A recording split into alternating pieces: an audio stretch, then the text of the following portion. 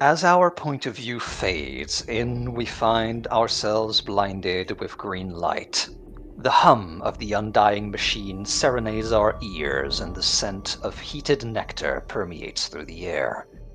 In the distance, we hear the sound of uneasy discussions, all silenced when giant doors are pushed open. This is a detail in the grand tapestry of the world, a grain of sand in the hourglass. And yet, this has the potential to change everything. The first domino in a series of events that will decide the fate of the last free city of the world, Libra. A nest of snakes and con men, imperfect and chaotic, wounded and dying. The decay started long ago, away from prying eyes, behind closed doors. There is a two-headed beast that will devour us all. Its names are ego and ambition. Its eyes turn within the darkness of the human mind, its attention captivated. We step out of the light and enter the field of a battle commanded by manipulators, idiots, and good people. All of them with ego, all of them with ambition.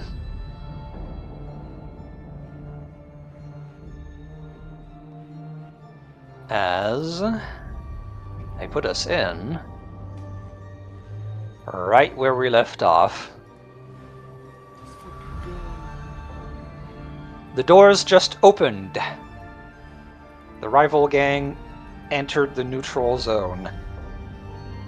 They are slowly making their way forward, accompanied by one of their hostages. As soon as Tug the Fuck kind of sees that, you hear him mutter from behind you, Bench. Or literally just like, yeah, of course they wouldn't bring the other one. Yeah. Him silently kind of like waving away a part of a plan that he didn't tell you about. Yeah. We'll take that hostage too, by the way. I turn over. I gotta look over at Tuck. Is it time to bring the other guy out? Is he giving that kind of signal? Not yet. He hasn't done that kind of signal, but that is an important moment of like because they are coming down the aisle, right? So before the marriage starts, is there anything that anyone wants to do before like they reach proper shouting match distance? No, my plan is to, at least currently, chill and monitor the situation. I'm here if things get bad. I think this would be, if anyone's time. 66B looks over at Bench. Bench, calmly, silently, sits on the pew, one knee up on the pew, and then the foot resting over the other knee that's sitting on the ground as he just sort of waits patiently. It's not his time to speak. In fact, everything happening now and everything, that's all done. There's only one man that he thinks should be speaking right now. There's only one man who has the right to speak first, the authority and presence of the room to speak first. But the problem is, he doesn't know if it's Tuck the Fuck or looking down the aisle. If it's the big fucking beefed up skeleton walking down. So he's gonna wait and see who gets the first word in. Yeah, that is the big problem. It is a moment at this point where you, especially Bench, are very used to these kinds of situations. They are sizing each other up even now, and you are familiar with both kinds of men that are in this sort of like standoff.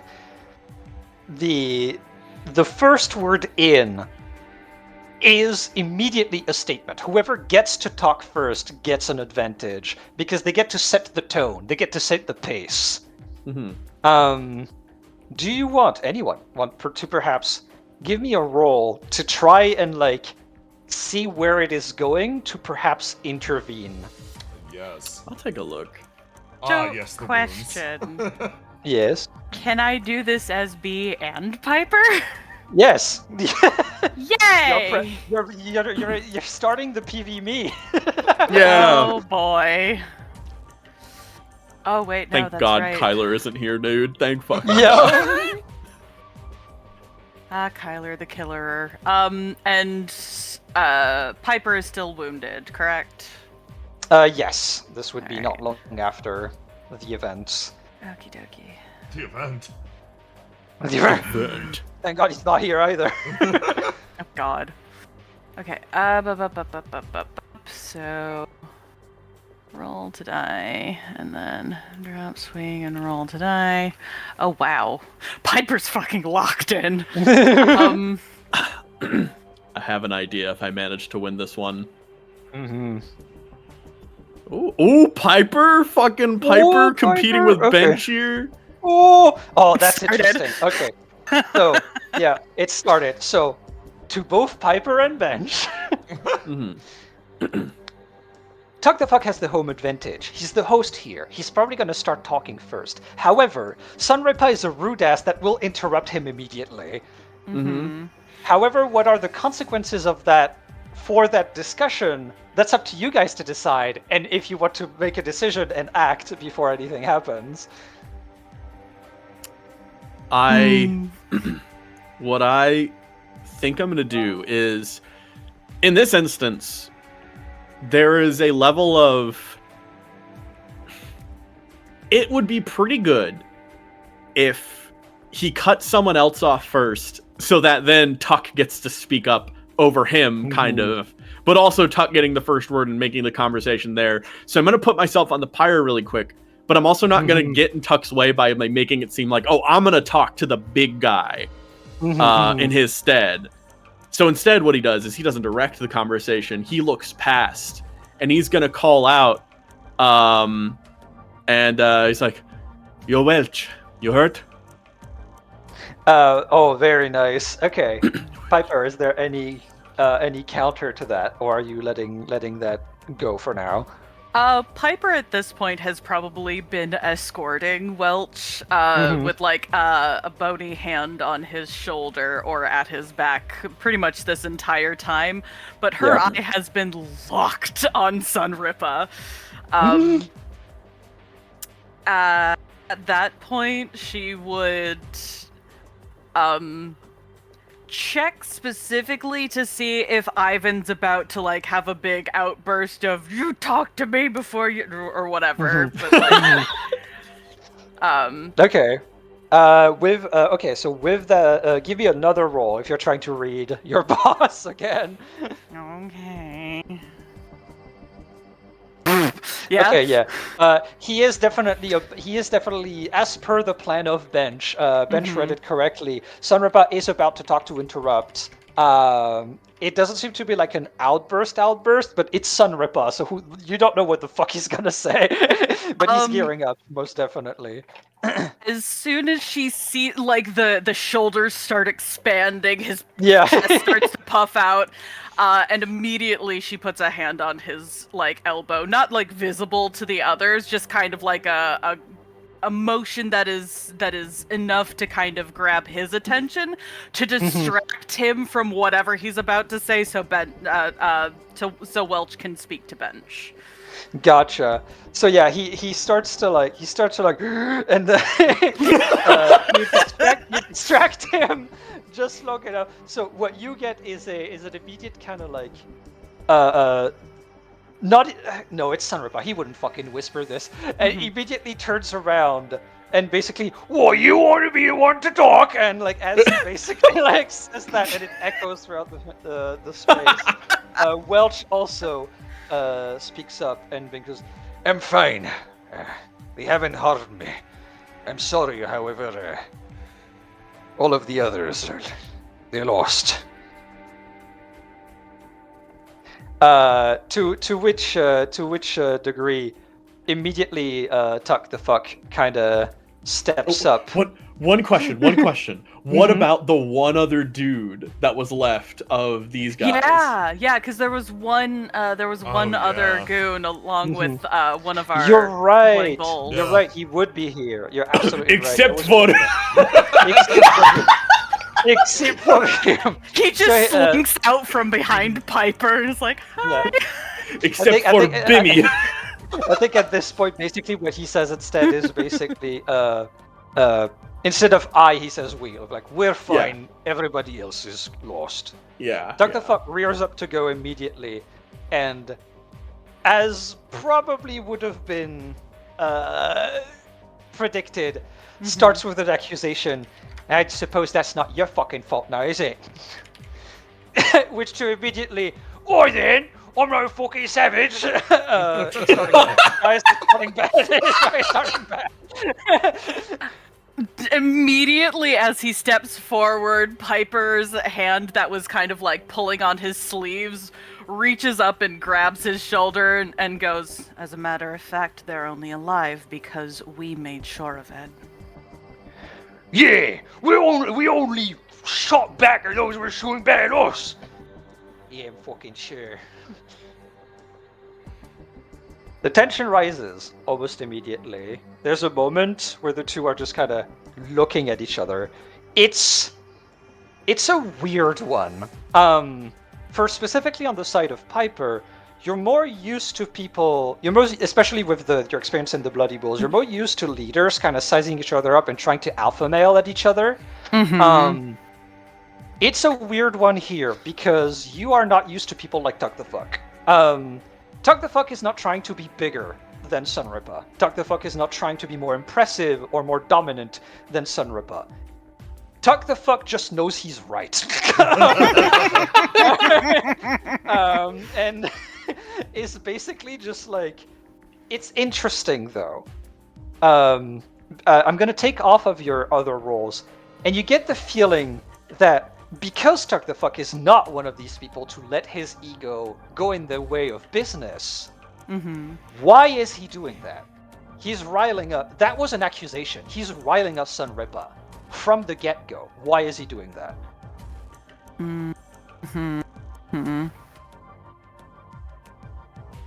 So either he is really just having that bad of a day, or he's trying to get more information. Sunripa is known to not necessarily be quiet about things, especially if he gets angry. So I'm going to give you that for free because you basically got it spot on the head. He's trying to get more information out of your boss from the get-go. You know, you could just ask them. Nods her head back over at Welch and the boy. I tend to, when you give them back to me. Are you going to do that? Not just yet. Immediately, Sunripa sort of like interrupts the whole thing.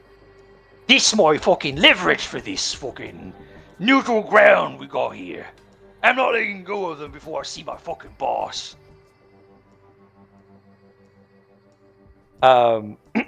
Once again, I'm gonna pause periodically just to like give you guys time to like interrupt if you want to. So does anyone want to interact at that moment, or are you letting Tug the Fuck keep the lead? I think Why would I ever get away of a boulder rolling downhill? I mean, yeah, I think let him keep rolling. Yeah, B is hanging out and keeping an eye on Mouse. Piper is not on their side. Yep, for sure. Okay, so B, I'm gonna give you a thing immediately. Mouse is over here now. Apart from that, Tuck the Fuck sort of, with no one interrupting, basically continues, yeah, that's why we're here.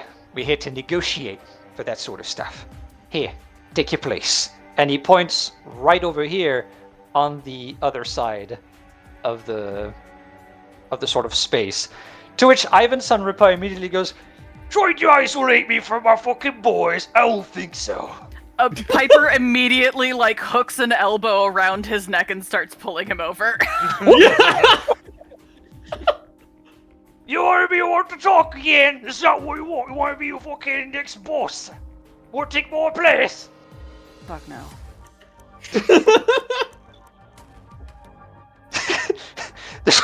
There's no octane in my fucking wife! All of this out loud, everyone hears.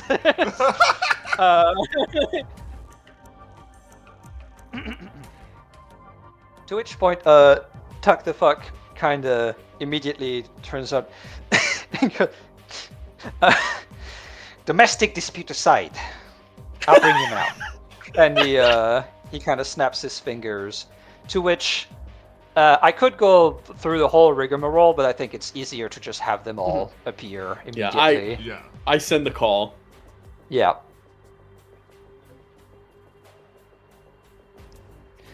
To which immediately Ivan Sunrupa, who the fuck is that? Pointing at there would be more factors in here. We're supposed to be you and me.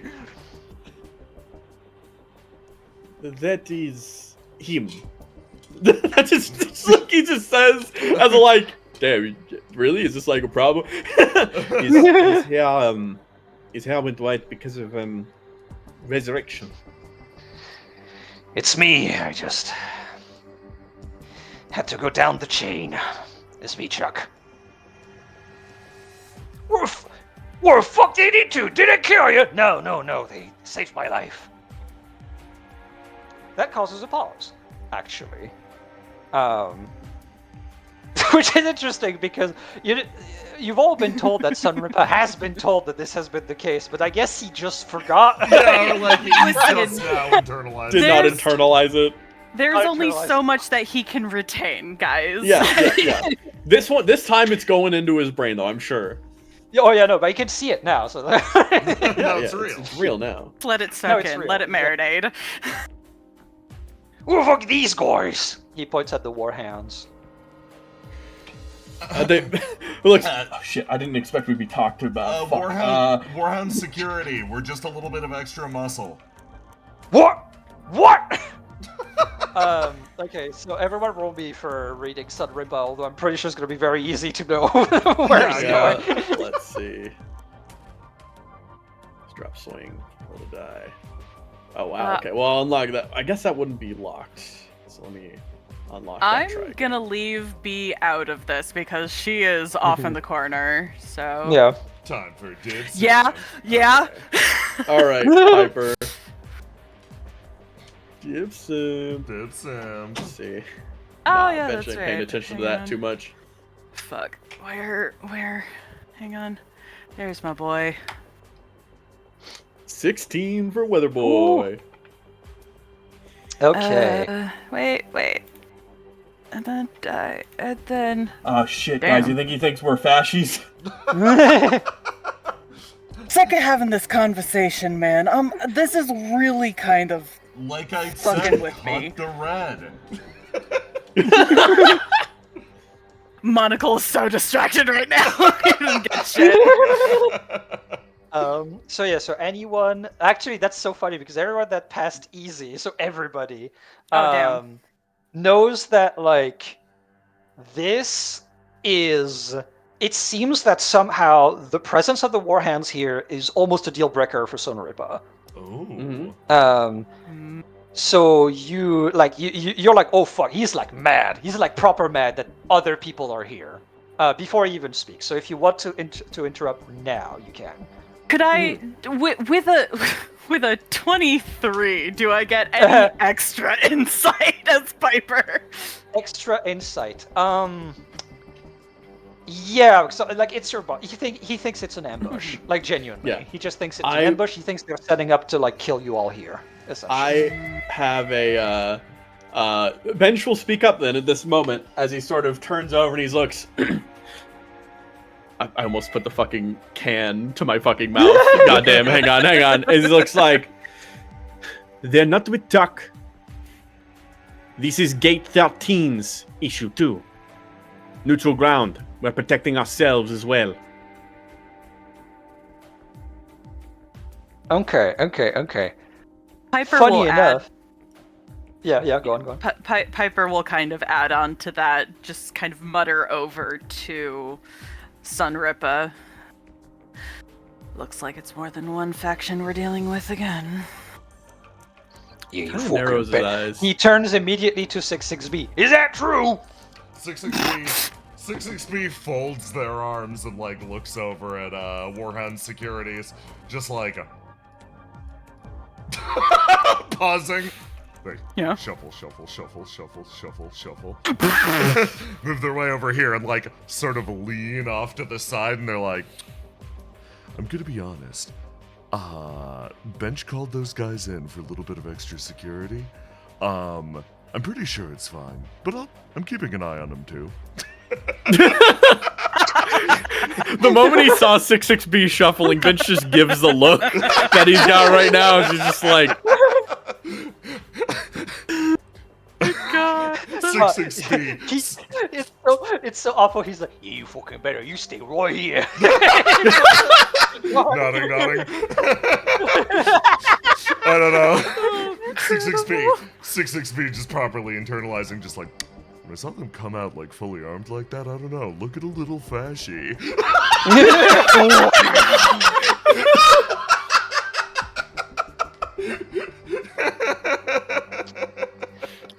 Bench, Bench everyone will- immediately sees Tuck the Fuck just facepalm, like immediately. yeah. Yeah, he turns his attention back, and it's just like, there have been many people that seem to benefit from the gangs being at war with each other. I was worried that someone might try to continue that before you got here. I trust these three. I wanted to make sure that your bus was safe. And that we were safe. Kind of puts up his hand and stops. It's enough from me. You're negotiating. Don't worry about it. He turns over. You guys can go. Good job. Yeah, of course. Yes, sir. Over comms, you guys hear, Seriously? That was it? Fucking 10 minutes in a back room? Hey, like Oh, I said, the I boss guess gets you're this right. easy Yeah, job. easy Yeah, boss. come on. Yeah. Oh, fuck, nice. How much we get paid for this one? Literally 10 fucking minutes. Hell yeah! I'm gonna go hit up those rats again. I love him, man. I back love to him so bittersweet much. limbo.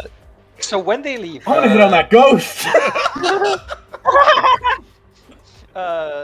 Sunripa actually, my God, whispers something to you, Piper, and just immediately like, we should keep an eye on those three. I don't like it. He's not much of a dog person, I guess. Now, if they were the war cats, if they were the bobcats, that would That'd be be fine. entirely But the a warhounds, no. So, question for the Warhands: like, are you properly leaving, like Oh, yeah. straight up? Oh yeah. Okay. If okay. Legit? if that's what Bench said, then that's what they're doing, I man. think it's like Okie dokie. phones on, but like they are leaving. Like if they get called back, I don't think they're gonna be surprised. But yeah, they're like, at least Dipset Actually, is properly you know there. what? Yeah. I guess it could depend because you guys did grab beers from Bittersweet True. Limbo. Are they just drinking like a little bit of ways from the fucking church? That's literally literally on the drinking steps. on the fucking church steps, Oh, that's kind of awesome. Yeah. That's Okay. kinda kind of a awesome. vibe. Hilarious. throwing Anyone bottles comes at the out- fountain. Yeah, people come out afterwards and it's just like, what the fuck are you doing? We're on break, dude. What do you want? Why? Yeah. My goats. Piper, you immediately hear calling more boys just to keep an eye on things. Immediately does pulls out a anybody phone and else starts want to- texting. Yeah, the Bench, you see that. Like, I mean, you know the power of the phone. Do you want Yeah, to roll yeah. to see if you get an idea of what's going on immediately? Sure. Okay. Yeah, you know. You know exactly what Yeah. they're doing. He's gonna wait until everyone's not like he was put himself in front of attention. He's gonna wait till people are back to the discussion, and then he's gonna message the Warhounds to say there might be some more bloody bulls on the way. If you guys want to take your break in Vision of the Church, I'll pay you extra. And thus gets in to them sitting on the steps and drinking off to the side. Halfway to Amazing. Bittersweet Like I Limbo. said, best fucking boss. Amazing. To that point, Tuck the Fuck so immediately rises up to the occasion and goes, really fucking nervous. This was your idea. You wanted the fucking neutral zone to be here. How they deal with their policies of security, you don't have a word to say in that. I did have to have a word of saying that. That's because we're here. That was your fucking idea. So now you deal with it. Like a fucking grown-ass man. He's my bishy. Piper, I'm going to continue on your previous roles. Again, this is not that kind of man. He doesn't do shit like this. This is on purpose. Uh-huh. You want to just ask the question, or are we just going to keep dancing around? You want to fucking go? Grabs him by the scarf, yanks him back.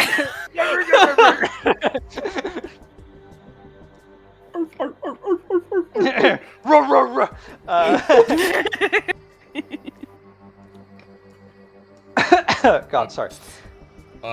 Oh man, I'm so sorry. I'm going to get in the way of your bishy for a second. Your Oshi. Fuck you. But go for it. 66B is going to also similarly act a little confused.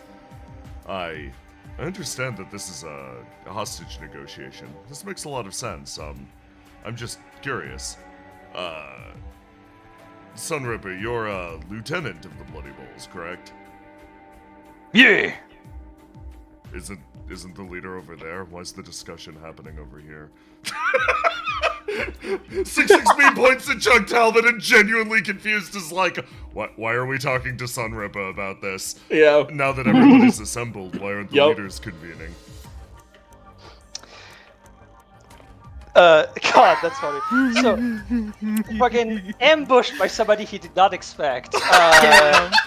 Betrayal. Tuck the fuck kind of bristles up a bit, but sort of like stifles it down. Because right now, their leader is in my possession. So, if you want your leader back, if you want this to be a matter of equals, you give us back our boys, we give you back your boy. It's as simple as that. Do we get to that? Do we just do that now? Like, Sunripper, who has been the one to kind of make things drag in terms of giving up his leverage. Mm-hmm. He does something dangerous, Piper. He stops to think. Oh no! Horrifying. She sees that out of the corner of her eye, and God, if she could sweat, she would be. Do you want to intervene? Immediately, she will say, if you want your boys back so badly, then why wouldn't you immediately go for the trade? Instead, what? You're just prattling on? Goading us? I'm going for the trade immediately. The one keeping things waiting is Sunripper right here. Order! I'm fucking... Sure, whatever. We're just doing the trade. We're doing it now. Fuck you. Yeah. Anyone has objections to the trade just happening right now, or like, are we letting this go? So, Sunripper, right now, only Welch is here. The Bloody Bulls still have an additional hostage, correct? Yes, but it is not a Tug the Fuck faction. It is a Toscano boy. Yes. Don't worry about him. OOC. Yeah, because, like, doing this more gradually, like, maybe... I mean, like, think about it mathematically. Mm-hmm. With big, strong math brain. They brought two guys. They only got one guy. You could trade one for now, and then negotiate the rest as it rolls. Unfortunately, with that plan, the Bloody Bulls being also the ones with the Toscano guy, like, they have all the cards. In They terms of truly that. do. They have more hostages than Tug the Fuck does. Well, we got a big hostage. I think the goon from last time is going to speak up. Just be like, boss, why don't we just trade him one of them? What? Turns around. Wait, hold on.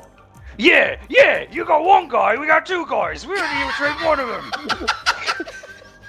Bench sighs and then looks over to that grunt. Would the leader of the Bloody Bulls, Chuck, be considered one guy to you? He thinks. Yes. He turns his head over to Chuck. You hear that? Chuck is listening up. If you guys want to give me a read on Chuck, actually. Yeah. Let's see. 15. Piper 1. Everyone get shit. Hang on, Focused you know on what? Ivan. Ah. Okie dokie. Do you want to join in 66B? 66B is just yeah. Let's go. Okay, 16. Okie Nice. dokie. Okay, lovely. Alright, so everyone who beat medium, which is a 13.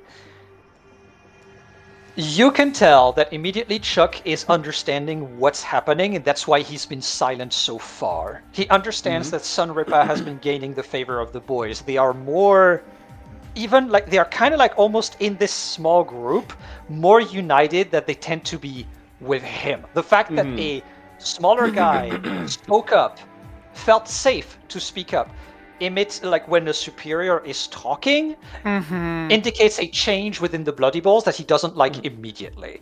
As a result, he is hesitating because you get the feeling that Chuck is weighing his options right now and actually does not quite know if him going back to the Bloody Balls means his safety.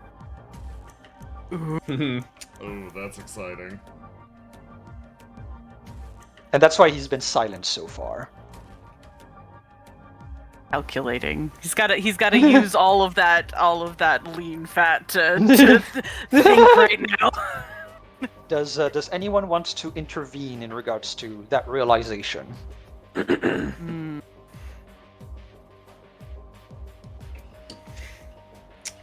think so, but I'm kind of, again, a little bit curious about where things are going right now. Yeah.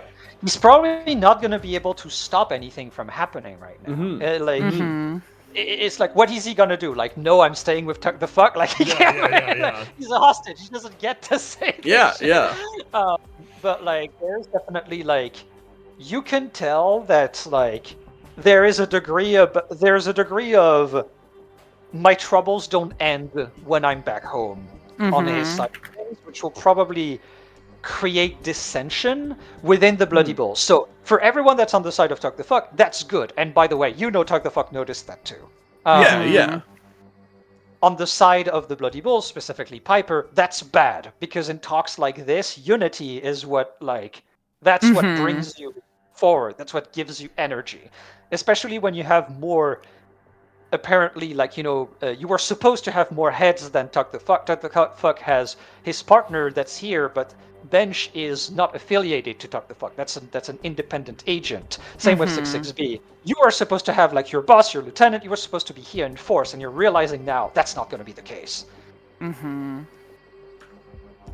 Well, Piper doesn't realize that she got a 1, but still. That's true. That's true. But yeah, She's too interesting to focused. know.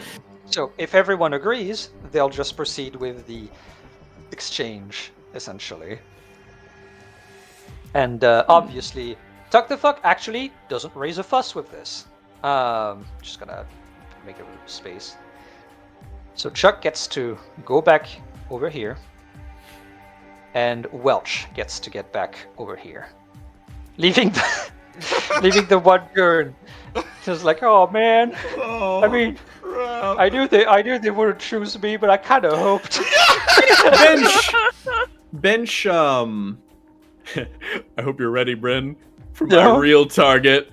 Bench kind of closes his eyes, breathes, and then opens up. Leaving the poor man out to dry. He kind of turns over. And then he's gonna, Mr. Sunripa. May I offer you a trade as well? Treat? What you got that I want to give you this boy? He kind of he sort of considers. You seem to have something happened, did it not? When you were going, he kind of nods over to Welch.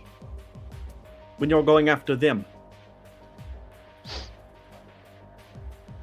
you seem sort of, extra up in yeah. arms against the mercenaries that I brought in.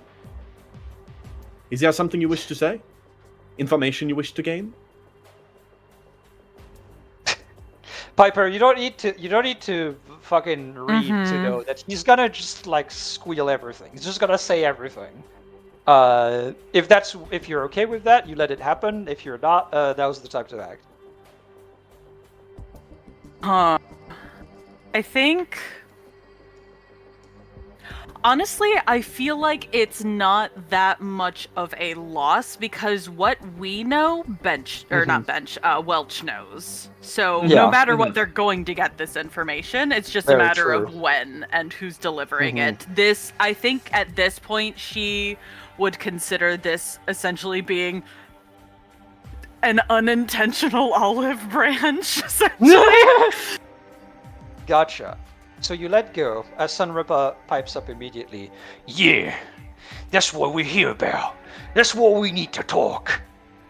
We ain't the only ones that have some fucking stakes in this territory war. These other players in the rank. We got it fucking... What's their fucking name? He turns to Piper. What's the name? Fucking... the boys with masks. Yeah, Obsidian Security came by. Yeah, that. They showed up like a fucking ambush. Tried to get us all killed. Almost did. Not exactly. I'm gonna turn my head on over to Tuck, and I'm kind of just like getting a glance of like, is this shit all right? You want to take over? Can I get up? What's going on here? Is this interested in you? Yeah, he kind of like gives you like a, you know, the hand movement of like keep it rolling, go. Okay. He gets up off the bench, pats his boy Welch on the back, and steps up as well. I guess he'll move over here just for symmetry. God, oh my god, the fucking cast. Yeah. You got corpo shit on one side and just like punks on the other. he kind of turns over as he's just like, Obsidian Security, yes? Piper nods. She'll actually interrupt Sunripa a little bit. Technically, they weren't trying to kill everyone, just the lower ranks. They were trying to get whatever leadership they could live. He kind of nods his head. Said they got the Toscano man. She chuckles a little bit. No. Nah, we got the Toscano boy. Oh, I see. You put that Ain't no trade with that one. That was mine. He kind of puts up his hand. Got a good deal. I can tell you a little bit about them, who might be working with them. You let us get that boy back too. So, at that point, and that's where it gets interesting, because Piper, if I remember correctly, you and the other boys of the Skelly Gang were kind of hoping to get Sunripa in charge, if I remember, of the Bloody Balls. Like a little bit. A little bit. Like, Chuck doesn't need to know that, but a little bit. So, you see that Ivan is gearing to let Chuck talk now, kind of like taking his place back as a lieutenant. This is a moment where the shift in power happens. It's as simple as that. Do you let it happen?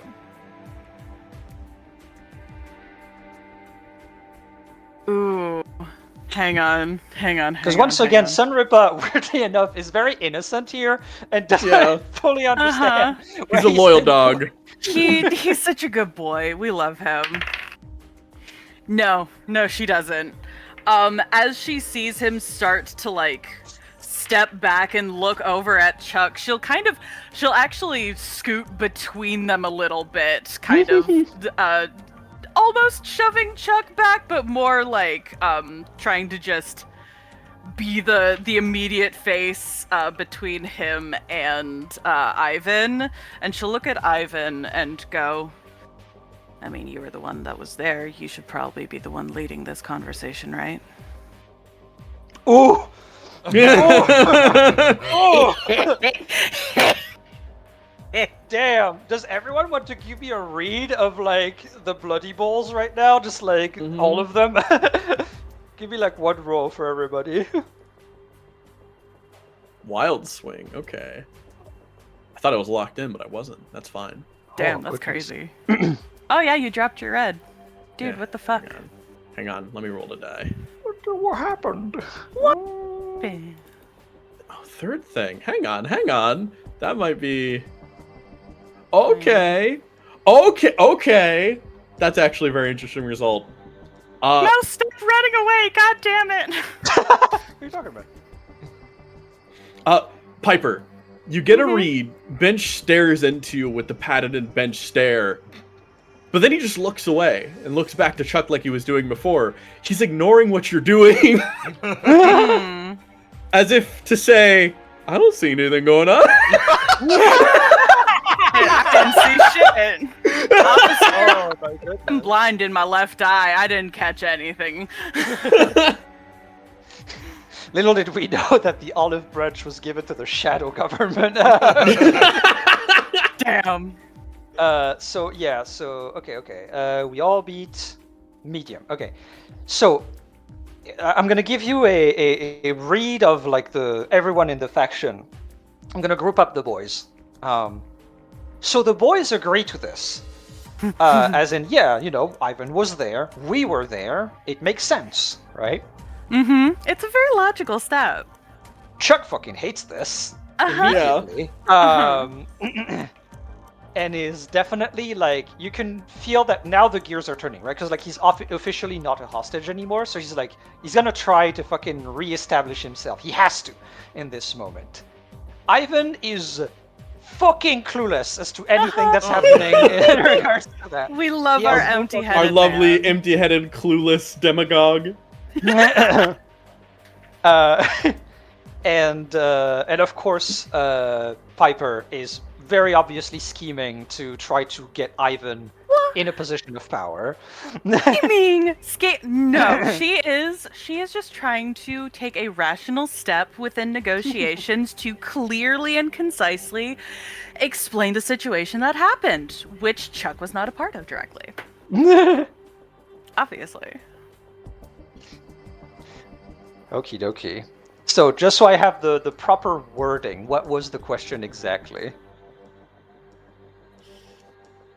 Which question specifically? So there was something of like a trade of information for the so last basically, boy, essentially. what I'm kind of pitching is like, hey man, mhm. I'll tell you whose skull you need to crack if you like who's most likely the guy you're looking for if you give us back that one single fucking dude back here. Gotcha. Okay, yeah. Through body language, you can tell that Tuck the fuck agrees to this. No big deal.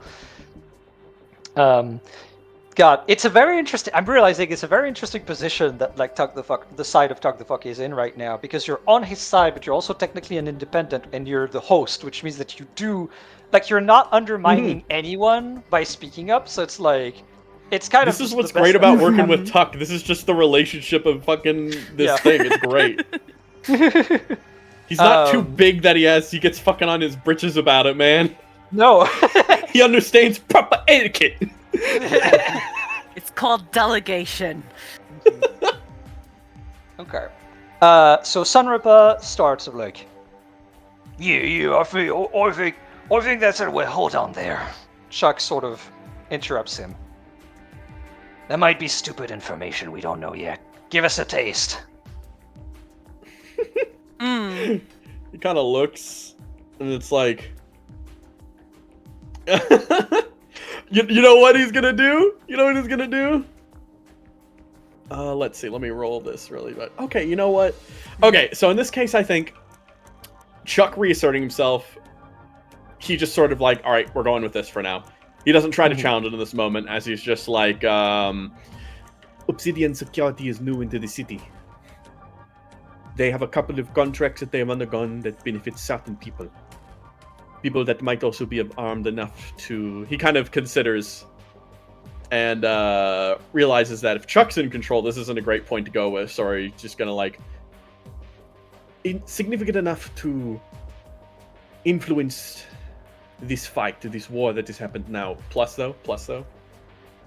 What's up? So, important question. Would the Warhounds, would he have received a report from the Warhounds of the shit going on with Obsidian Security? That's up to the Warhounds. Did you guys give Bench like the full picture of what happened? Yeah, that's the best boss ever.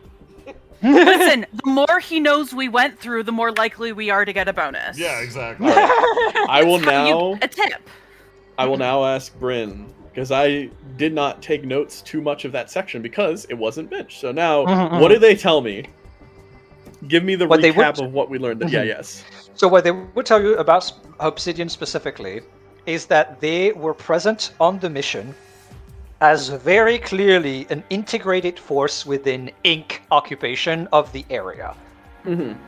So the Warhounds don't know what the nature of the relationship is. Is it an independent that's been hired or whatever? But there is a very distinct connection as Obsidian Security have been sending men and equipment to a hiding spot of the Inc. secret police.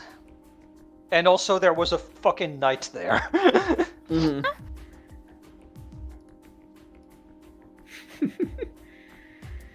And we know where they're going next. And you know where they're going next, and you also would know... Oh, they would also tell you... Important. They would also tell you that the whole hiding spot, the whole stronghold they had, was based on what was supposed to be a defunct communication relay that they obviously refurnished and tapped into to listen into communications. Hey, Christian, could you just roll a raw luck d20 for me? Okay. Let's see. 5. Never mind, that's fine. Okay. I don't know what that was for, but you know what? That's great. So Don't worry about so it. that would be the whole of the information that you have. Okay. What, was that going to be me getting told about other things that happened on the mission? Specifically about Joe Sunripa. Not what happened, just that he was there. Yeah, but... That would have been really report funny does to not need learn. to be that detailed. Yeah. No, you left that out of the report, unfortunately. But, okay, so, what Ben should basically say is, along top of that, Obsidian is one of Inc.'s plants. We got information about what they're doing in the city. I would be willing to give you more of that.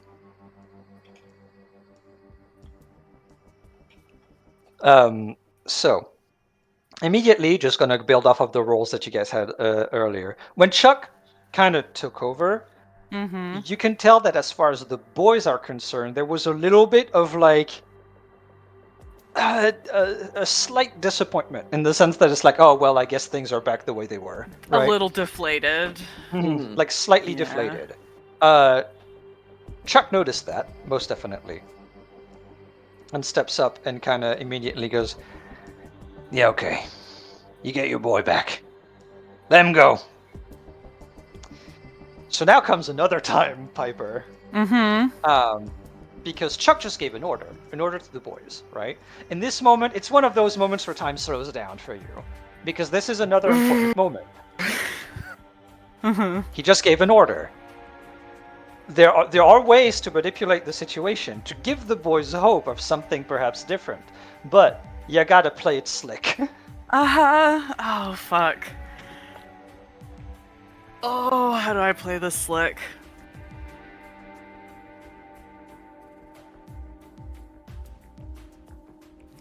God fucking damn.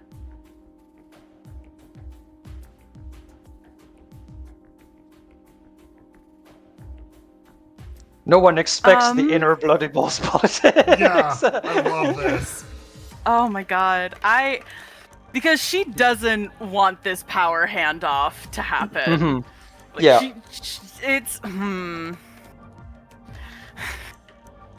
Could I try for an idea roll hint? Sure. All my brain is giving me, I punch him in the dick. I don't know. I mean, that's a pretty bloody bull thing. That's pretty slick. Pretty some would slick. say. Oh god. Okay. All right. Yeah, give me a roll. You could also, if you wanted, ask for an assist from the other person in the room that seems to want the same thing you do. I mean, if Finch wants to help out, I wouldn't say no. All right, hang on. I'll do it. I'll lock out a dice for this. We're gonna lock out red. Mhm. And, How does that manifest within this moment? Bench turns over and kind of looks you in the eye sockets. And this time, he doesn't look away. He just stares directly at you. He's waiting for you to say something so he can jump on it as well. So the promise of a Okay. sort of support. Yeah. Okay, Yes. yeah, I'll Back accept up. that as a assist.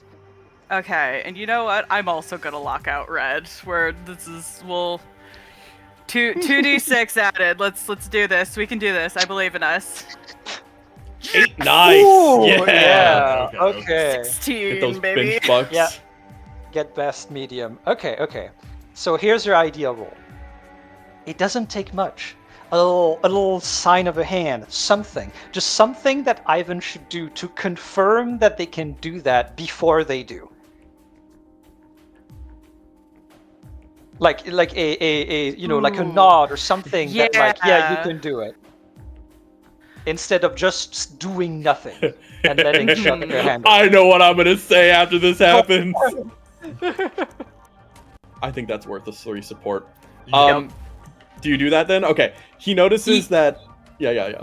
Yeah, she essentially like gives Ivan a little, just the teeny tiniest little nudge to the ribs of just like, all right, pay attention, and like nod over to the boys.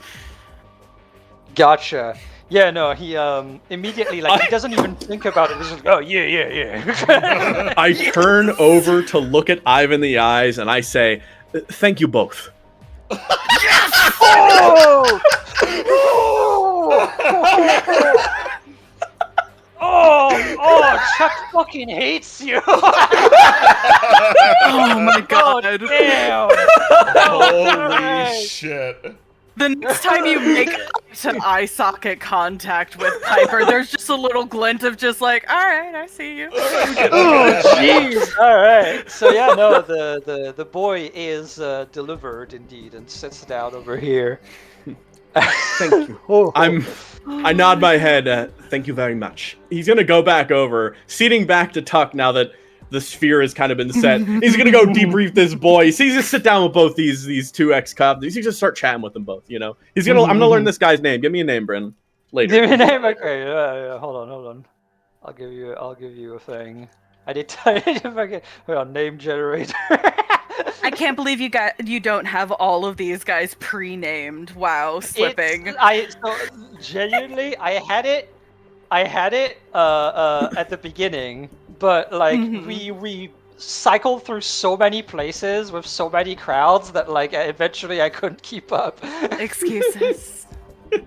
Okay, so okay, hold on. So I'm gonna just his name Uh-huh. is Laxmi Fridu. Laxmi Fudu. You know, Laxmi, that's a good name. Yeah, I'll just talk to these boys. I just want to make sure, very politely, that Laxmi knows I saved his life there. Yeah. Not gonna get his ass back. You know what? Yeah, you got a Laxmi based favor. Let's go. All right, cool. Mm-hmm. All right, perfect. At that point, Tuck the Fuck takes the lead again. Right. And that this is done, now that we have exchanged everything, we can talk proper. And immediately gets interrupted by Chuck, who steps forward once again and is like, Well, hold on there. This wasn't for free. Your pal right there owes us some information. He kind of looks over and he's like, yes, I'm going to send it over now. As a like, why are you being so weird about this, man? Kind of energy, as he's got his phone in his hand and he's drafting a message. Oh my god, I know it. Oh god, something popped in my head that literally makes this worse for Chuck. Ivan turns to Piper, is like, Yeah, get there. Take your phone out. Do the thing. Just immediately, like, just heads over and is just like, here's my number.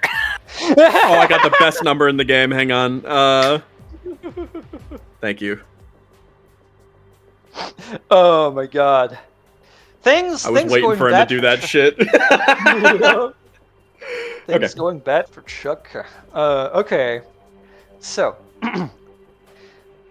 Tuck takes the lead once again. So, now that that's dealt with, we can talk proper. We have business to attend to. Not all of us are here. The Toscanos are still against us. And as far as I know, from what I understand, from what I gathered, you guys got a pretty fucking sweet deal with a benefactor. The same one, in fact. Now, I don't know if that benefactor just fucking railed ya, but either they betrayed ya, or there's way more people that have an interest in us fighting each other than we thought. So at that point, here's what I propose. It's pretty easy.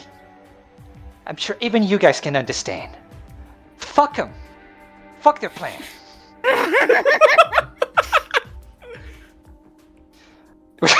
So His immediately- patented tuck technique. It kind of is. If Piper had an eyebrow to raise. So, does anyone want to read the room once again? You're allowed to Love say no to. if you want to. Like, I'm just giving you chances.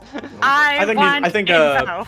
Yeah, Bench is distracted right now, so I'll say that he's focusing in on this. Okie dokie. I need to. Okay. And then. Holy shit.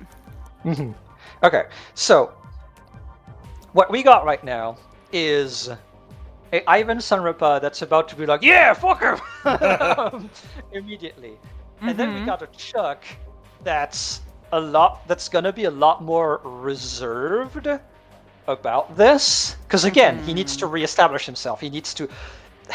How to put this, especially with good rolls. This is a man that has led through dominance alone. This is a guy that has presented the fucking alpha male, what's the term? Fantasy, if that makes sense. Presenting himself as strong and unyielding. That image is being crushed right now. He needs to reestablish it. Anything that undermines his ego, undermines essentially how big his dick is like... That sounds like a him problem. I'm gonna be real. Yeah, no, but like that's a problem for his power, because that's the problem of like when you lead others like that, when you lead others through that type of abrasive personality alone, that's all you have. He has no loyalty beyond fear, and as a result, his whole castle of cards is fucking crumbling Bro, he around got him. killed and was surrounded by guys. He got killed and captured. How could you have both happen to you? That's terrible. That's terrible for the masculine image. So, unfortunately, as a result, he's gonna be, for the talks, he's gonna be a problem the whole way through, because he needs to re-establish himself as the leader, as the toughest one, the baddest one. But that's all things that the ones who rolled identified before they talk. You get the feeling that who gets to talk first is gonna get a big advantage here between the two. Once again, Ivan Sunripa, no fucking clue anything is happening. Just elbow him, like, tell him, boss. Do the tell him, boss elbow. I'm curious too, because Jay rolled as well, so I am curious if he's gonna do something. Oh boy, yeah, no, 66B, literally out of nowhere, will just interject like, yes, it seems like there would be a vested interest in you all fighting each other, particularly with so many, interests from outside the city pressing down on us constantly. Did you know? The bloody bulls used to occupy the catacombs below this section of the city. Now, it's full of Rahab Ruvik's men. Crazy. Crazy. God, that's insane what you just did, because by talking first and implying new information, you actively shut down both of them because they were listening to you. Which, in a way, you gave the lead back to Tuck the Fuck, actually, as he speaks up. Love this volleyball. As he speaks up, all of this was observed right as we started fighting, like a coincidence.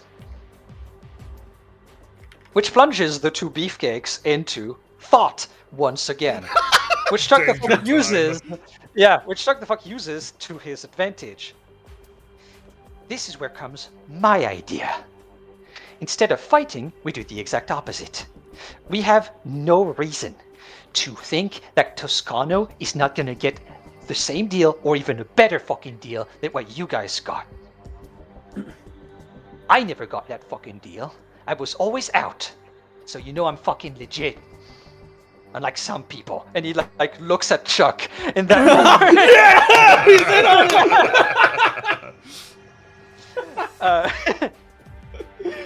God, I'm actually gonna roll. Oh, hold on, because it's a furtive thing, so I'm gonna roll. Let's see. Oh. Let's see. Oh, Chuck doesn't see. Chuck doesn't see. Do the boys see?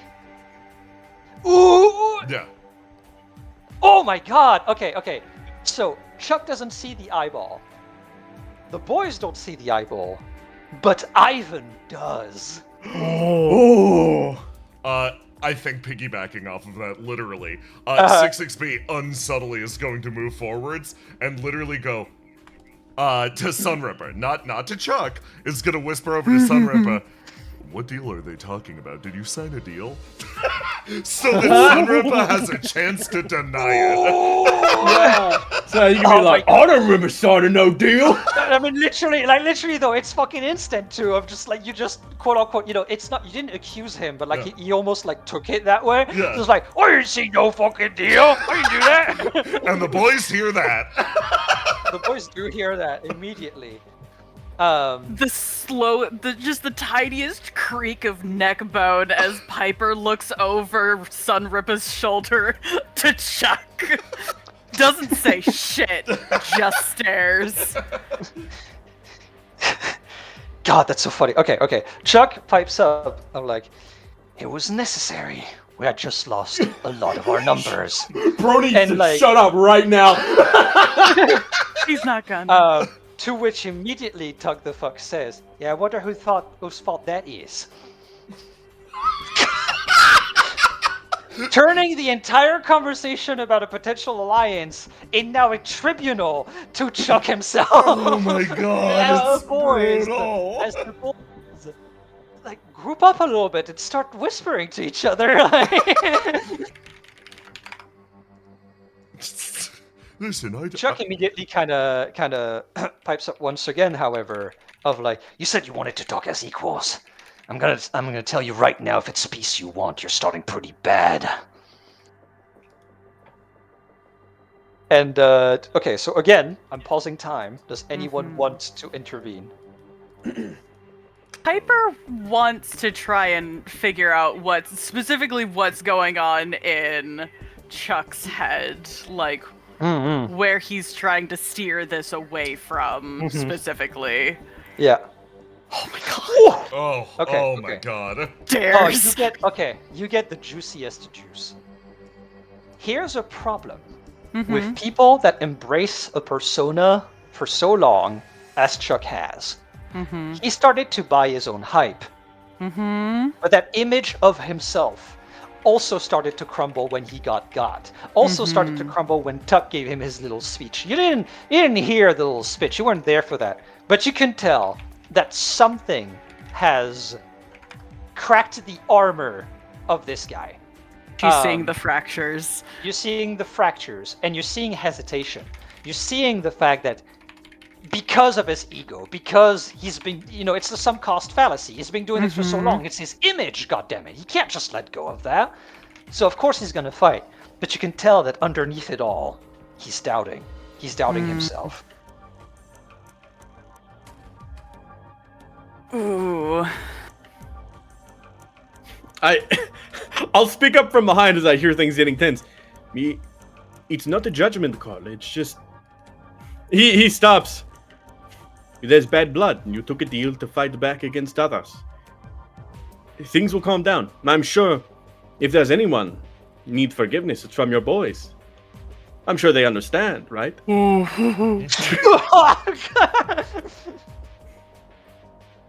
The boys kind of whispering again with each other and all that stuff of like, God. You know what? You did tell them, right?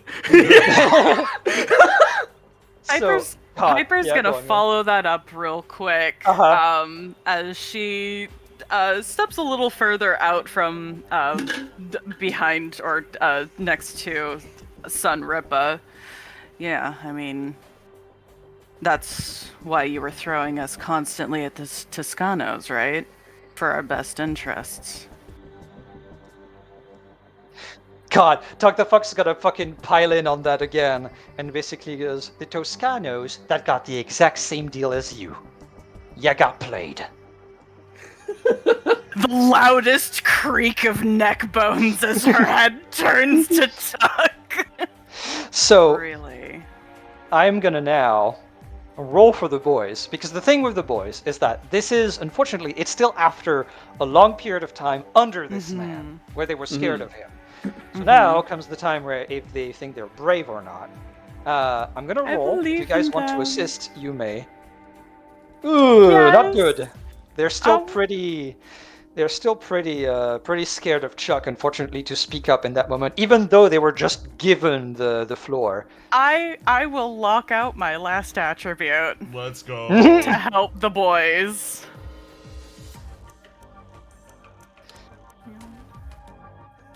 Oh shit. Okay. Does anyone else want to help? I only have one attribute unwounded. If I was able to unwound one between sessions, I would lock it out. I would exhaust it immediately in order to throw it on the pyre here. Okay. Bench, do you want to add yet more, or are you good? You started the whole thing, so you already had quite the influence, but it's up to you if you want to add. So I also locked out. I'm at one attribute, so I don't really want to use mine. Laxmi, go. I'm gonna bank that shit immediately. Oh, that's Bank awesome. that shit. Have the boys speak up. Let's make this a bipartisan issue. Okay. Laxmi does speak up, and the thing that he said is like, "Why are you guys so silent? You weren't like that on the roof." And, Oh boy. yeah. The one that specifically was there with Laxmi at the end and stood up in front of everyone else sort of turns. Roy, I think we're mostly. Look, I'm tired of fighting people that I go to the bar with at the end of the day. I'm seeing faces I recognize, and I didn't know that there was like a deal. The man's like head looks down. What would Kyler the Killer say in this situation? Oh my god. I'ma do it. I'ma say it, even though I don't really want to. I joined this gang because you promised that we could all be kings. I didn't join the gang to follow a king, sir. Oh, damn! Holy shit. Okay. So, Piper and 66B, in that moment, here's your first problem, and here's the problem as to why it's actually bad that Ivan does not know what's going on. He's about to chastise them. He's about to chastise them because they're talking back to the boss. You see this before he does, though.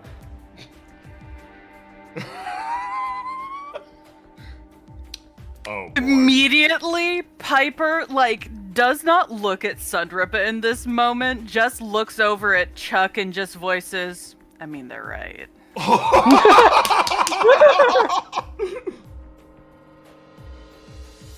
God, okay. 66B, anything you want to do? Oh, boy. Oh, boy. Okay. 66B to follow up with the boys on seeing that. Sunripa has no idea What's happening? No clue. None. No. Listen, follow your red heart. Oh, God. Okay, yeah, you're right. I do only have one attribute, and the rest are wounded. So we're I think acting we in need the that red energy, though. Yeah, no, it's time to be fucking stupid. Okay. For the grunt that just spoke out, 66B, not knowing, similarly, just as much of a dumbass as Sunripa in this moment, not knowing that Chuck is about to collapse on this guy, just nudges Sunripper and goes, "Oh. Which of your boys is that one? Very impressive." Like, instead giving Sunripper a chance to compliment this individual. That's kin, that's one of my bravest. You would stood up to me. Brivist. I fucking love him. Oh, boss. They hear that Shotgun. before the chastisement rains down, which will stand... Like, that's gonna pop out in their minds. When Chuck runs out and goes, "How dare you fucking talk back to me?" Sunripper just said, "That's one of my bravest." In front of God and everyone. This is going to polarize them. Oh yeah, for sure. Because, you know, as you planned, immediately Chuck goes back of like, And I made good on my promises. You don't fucking talk back to me. We need fucking discipline in times like this. You think I wanted this? This was not part of the plan. I made the sacrifices so that we could be kings. Hold the fuck up. I buried 4 of my brothers today, sir. How many others have we buried for your fucking crusade against the Toscanos? Shit that we didn't even need to do.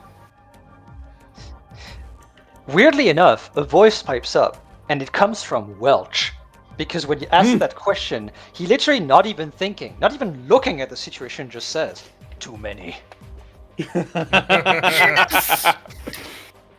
Which, like, causes a cold wind to go through the place, especially all the boys, realizing now that the sacrifices that leaders say they make, that means them. They're the sacrifices. They're the ones that are going to die first in a war like this. Tuck and very meanwhile, carefully they avoids saw saying all that information. Yeah, literally earlier today, they saw Sunripa take bullets for his boys. Yeah, for their boys. Piper will actually hang on. I need to see something. Oh boy, yeah. Piper will actually step up to Chuck and point a bony finger at him. 2 of my best friends died today trying to scrounge your ass out of whatever hole you fell into. And you're gonna talk to me about your sacrifices. Try again. Oh, shit. He has a moment of hesitation. And it's in that moment that Tuck the Fuck places the last nail in the coffin. Listen, Chuck, I understand that you have bad blood with Sophia Toscano specifically. I understand that the arranged marriage was supposed to make you a king. But it didn't happen. Grow up.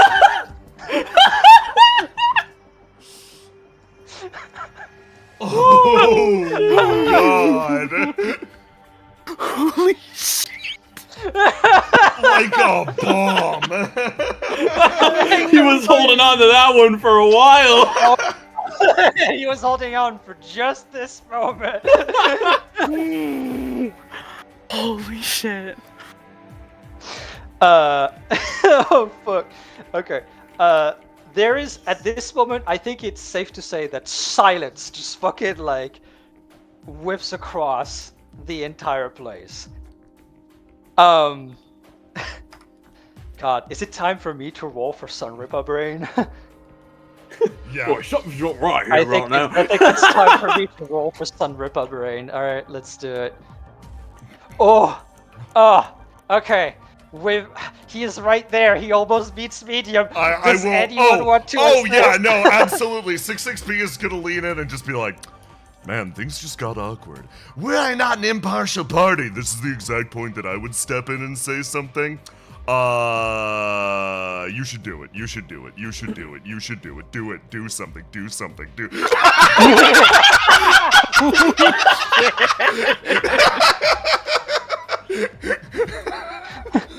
Transform tool increasing 660 like size as you said it. Literally the most direct approach, just like, nah, man, shame I'm impartial. Anyway, you do something. They're literally just goading him. Say something, say something, say something. God, I think at this point, God, it's so funny.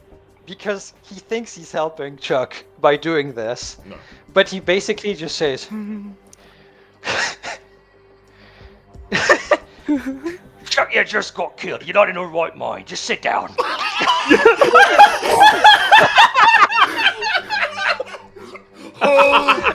you can tell that he's literally concerned. Like, he's literally just like, alright, you won't pile it up with my boy here. He maybe just needs to take a break. You're just As soon as he says that, Piper steps to the side and gestures to the bench. Oh my god. Oh, man.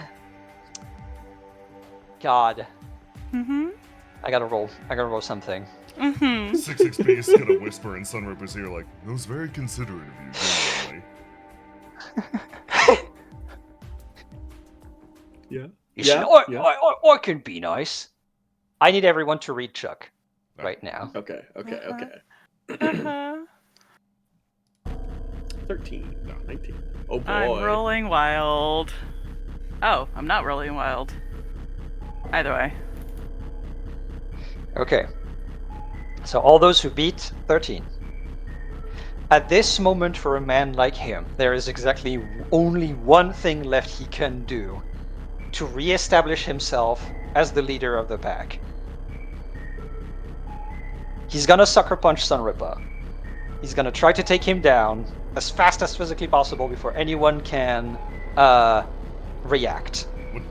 Here's the issue, is that Sunripper just took a fucking beating today. Yeah. He is on his last legs. And he is currently distracted because 6XB is talking to him. With the 19, it's what I was invited here for. You know, Yeah. I'm also on my last legs. I'm going to throw myself in front of the punch. And, literally, I'm willing to take it. This will be 6XB's last wound. They will go down instantly. I am removing them from the scene the second this happens. Oh, man. Okay. Yeah. Okay. That's the plan. 6XB Okay. looking over Sunripper's shoulder like, oh, that was very considerate, is going to borderline get down Mr. President him. As they reach over, grab Sunripper, throw them out of the way, and the punch flies in, hits 6XB in the armor, and they literally just crumble to the ground. Oh, shit. okay. Bench hears the sound of the armor clicking to the ground, jams his hand in his pocket and pulls out his phone. Get in here now. Oh, yeah! Okay. I'm bringing them back in. As that is happening, Piper slams her body between Chuck 6XB and Sunripper and pulls out her pipe.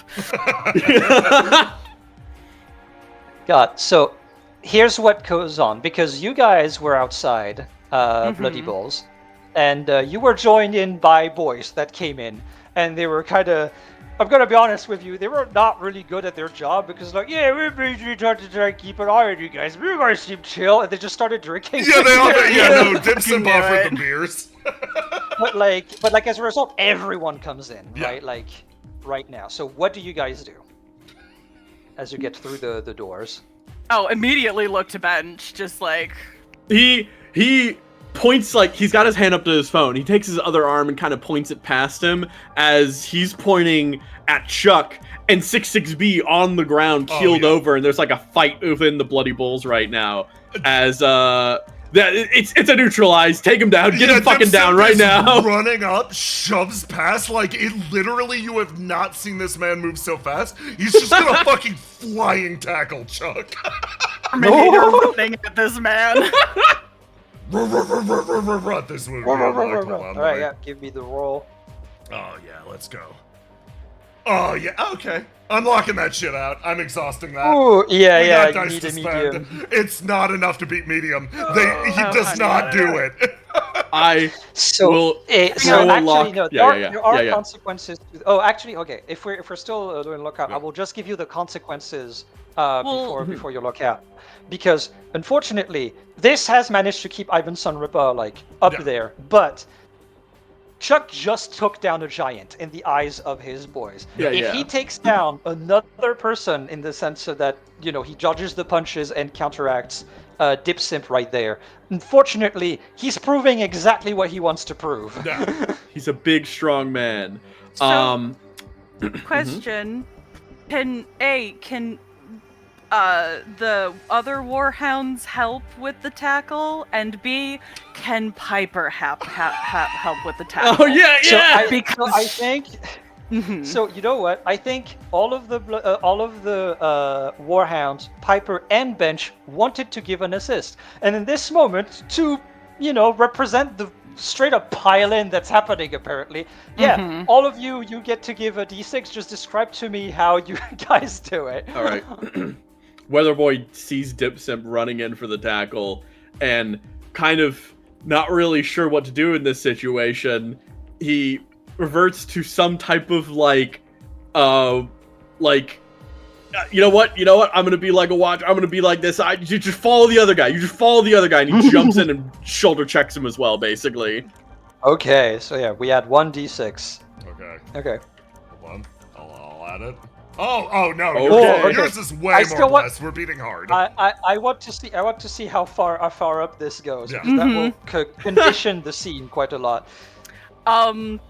Monocle full just like runs and jumps on top of everyone else, just full body weight. I love them. The boy so pile. much. I love him.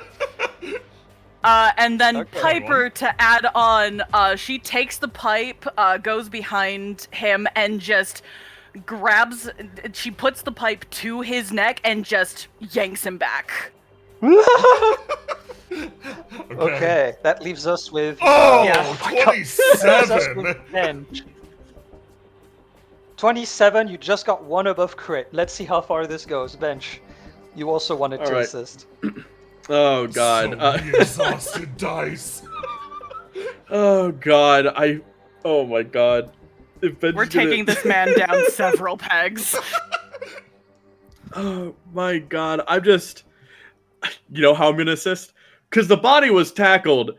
Bench walks over and is like, 6XB, are you right? And he's gonna lift up, and there were holes in 6XB. He was like fucking Yeah. damaged as hell. So I'm gonna lift his body up, and I'm gonna show the amount of damage that 6XB had on his body beforehand to really just kind of undersell. I want to turn this into, wow, he took down a giant, into he took down an injured man. He got in the way of their boss. Okay, yeah. Oh my god! Holy 31. shit, this man's ruined. 31. Holy shit. In this cut, hold on. I know exactly. Hold on. I need to get the mafia. I need to get the mafia song. There it is.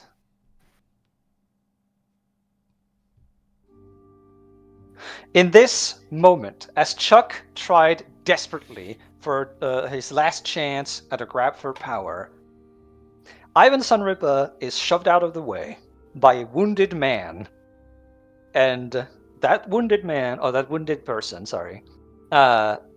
takes his place.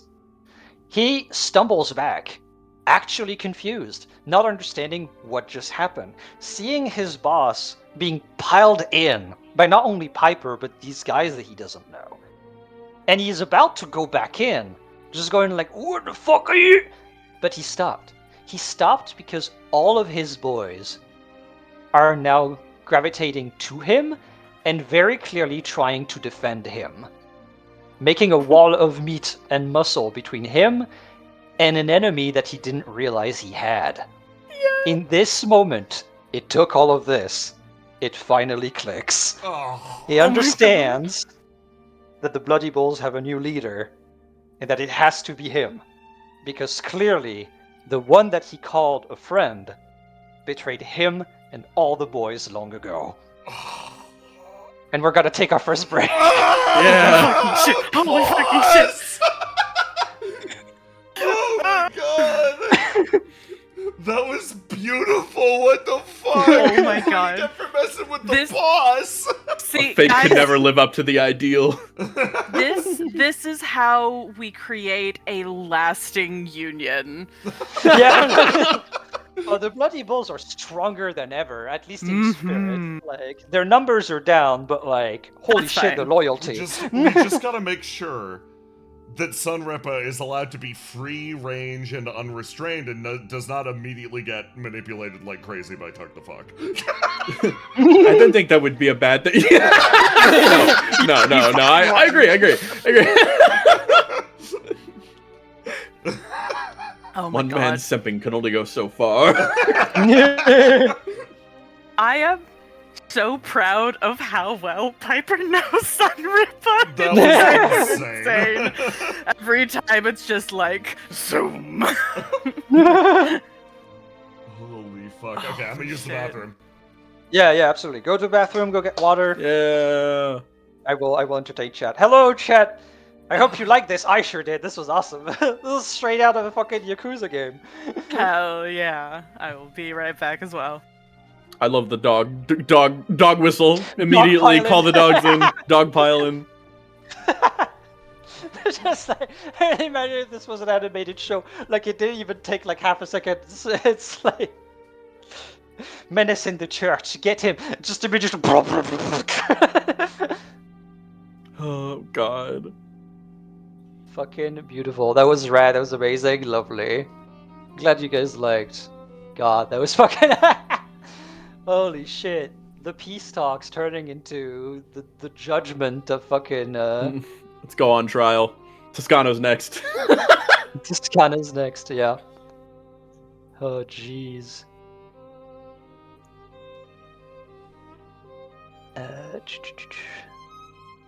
Bone Brother is a skeletal sister. Piper did some fucking work. Like this would not have been the same.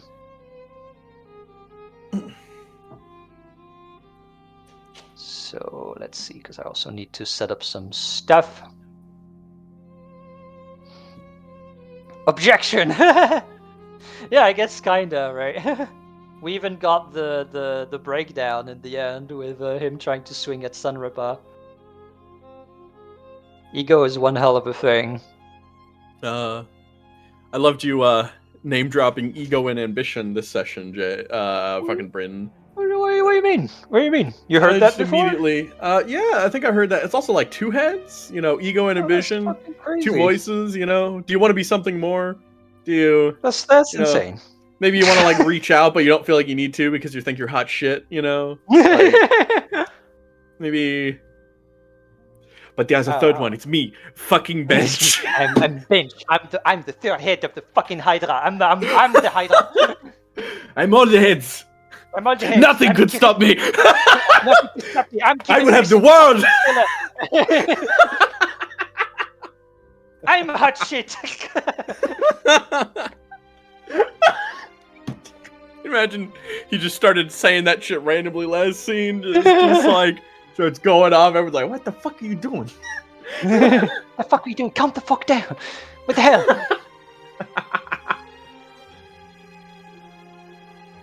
I don't listen to what fucking 800 years old ghosts tell me. Fuck that shit.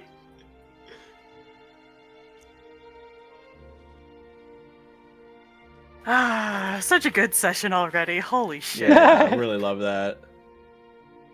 Fun fact to Christian and everyone else in chat, I called that Chuck and Sophia were exes a while ago Oh yeah. to Bryn. I didn't know that they were like an arranged, like a marriage arrangement thing, but I did know he was butthurt about Yeah. a relationship. Yeah. That's Oh yeah, no, I so had that. funny. I had that Yeah. planned So, since day one. It was in Yeah. his backstory. So, where'd Bee and Mouse go, by the way? That's crazy. That's an excellent question. Yeah, I noticed that shit, but it didn't involve me. It's not my fucking problem. But It I'm isn't. curious Well, Well, then why are This you is asking kinda my about problem. it? because I need to know everything. Now that this problem's not my Exactly. problem, that's Yeah. becoming my Hot problem. shit. Uh-huh. You're talking about shit! I know what to do! Oh my god. This is wonderful. I'm so excited. This is such a good session, guys. We're really bringing the city together.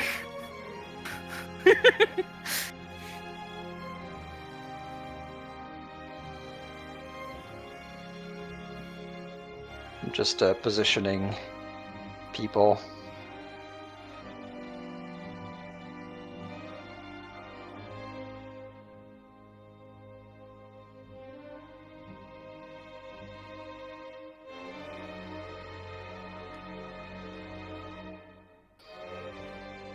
Oh goodness.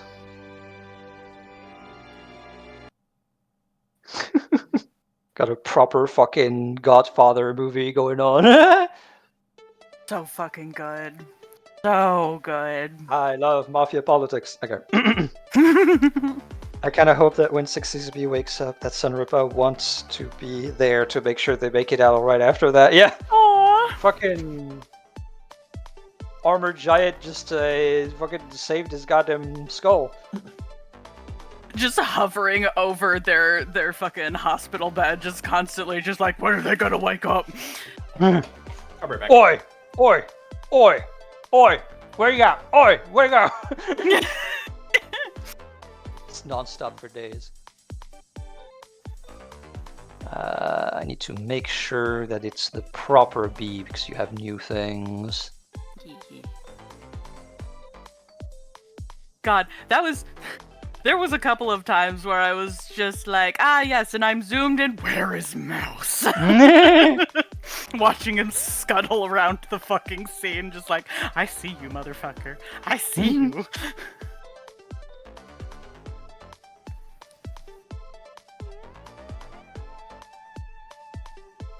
Okay. Put that in, represent, Beatrice Robbins, there we go.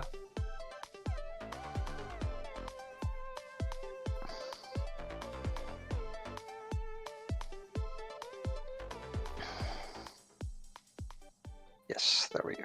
I think you have everything. You should have everything. That was amazing. I'm glad you guys had a good time. Oh shit, shill. I forgot about the shill again. Hello. I am Bryn. I'm the GM for NECROVERITAS, and I've also just so happened to have made all of the maps and icons for the game.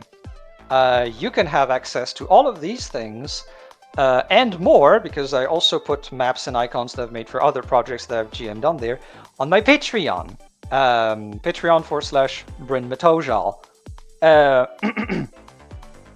It is, you can, for $5, you can get access to 100 plus icons from this project and others, and for $8, you get access to, again, I say 30 plus maps, I'm pretty sure there is more at this point, because I post on there every week. So everything that you see here will eventually find its way to the Patreon for you to use in your games, streamed or not. I genuinely don't mind. You don't even have to shout me out.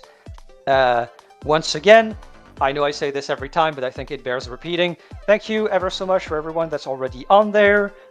You guys are you guys are literally paying for my food, and as I in my personal life go towards like slightly like harsher times, I could not thank you guys enough. So thank you so much.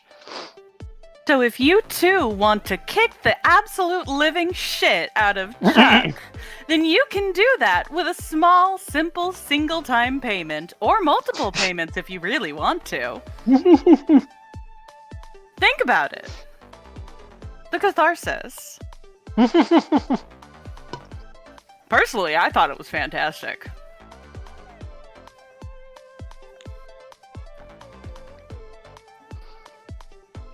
I'm gonna dip for a little bit to shower while it's not too late. We'll play catch up now that Twitch finally let us do that. Oh yeah, you can catch up now. That's nice. Yeah. That's very nice. That's very nice. I know before you said it. I genuinely thought that was only on YouTube.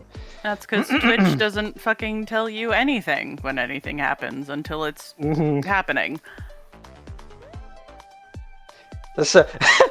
The catharsis, the spice, the drama. Speaking of drama, hey YouTube, I have a question for you. YouTube. Would you be a bloody bull, or would you be on the side of Tuck the Fuck, or would you be on the side of Gate 13? Where would you be? Or would you be a Toscano? Would you be a Toscano? Ew. We've seen less of them, but yeah. Good. That came through distinctly as Piper. Yeah. It's not inaccurate. They got it recently. You can only do it if you have Twitch Turbo or are subbed. Ah, I see. Oh, that's dumb. That explains. So are the Jeremy going to kick Chuck in the dick? Well, they're not bloody bulls anymore. I'm pretty sure they're Gate 13, unless Bench decides to relent his influence, which I don't think that will happen. But you never know. I mean, still, they got fucking terrorized by that man. They sure have. You're part of Tug the Fuck? Okay. Sign me up for the Warhounds? Okay.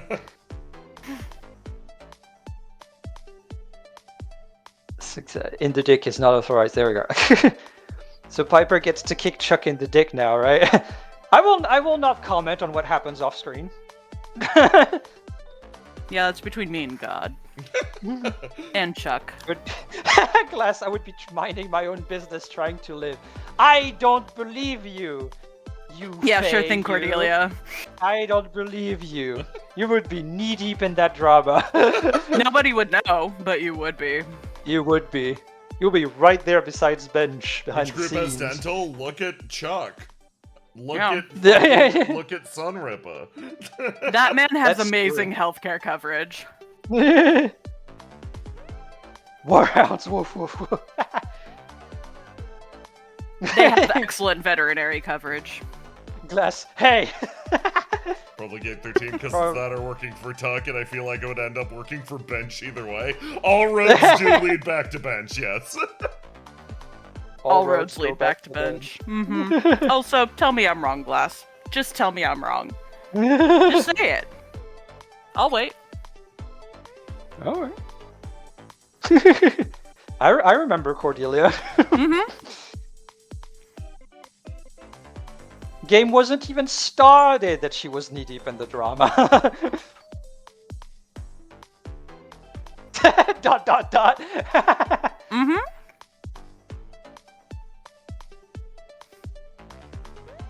Oh my god. I fucking Jay. Yes. I fucking love 66B just like standing next to the bloody balls, even though he's supposed to be the neutral bouncer. They got called over there, and they ain't thinking that hard. Listen, it lasted for about 10 seconds, and we're lucky it was that long. With Red in charge, there was no way they were going to stay the quote-unquote neutral party bouncer, for this yeah, whole God, thing. no. There's no fucking way. Also, I will say, 66B also has Piper's number now. Oh, let's go. Wow, okay. My goodness. Scandalous. This is her trying to keep people in her circle that are like, either know what they're fucking doing or can handle Sunrippa, okay? Yeah. Like, if they want to make it a date, that's fine, but that's not her intention. This is not Monocle we're talking about. Fair.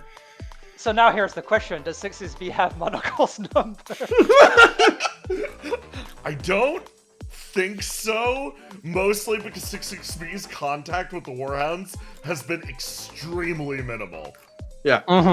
They're He all- doesn't even know who they were when they walked in. Yeah, they had a moment where they're Sure. like, "Oh yeah, it's the guys, the bench guy. Yeah, it's the guys that Ray and Bench got. Got it.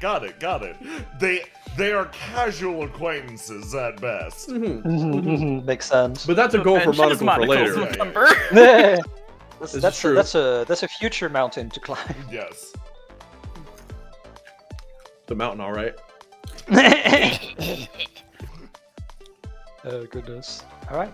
Is everyone back? Yes. Actually, two of you can chill because I only need Elora for this next part.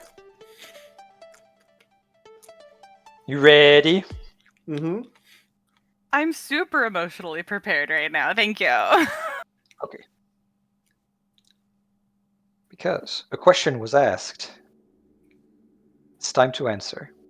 Mhm. You can look around. I think you'll see very clearly where Yeah. he's going. Yeah. Before he gets there, B has not hidden at all that she's following him around. She's not stealthed at all. This is a necromancer. It's Mouse. He would know instantly, so there's no point in hiding. So she's mostly been following and flitting after him quietly.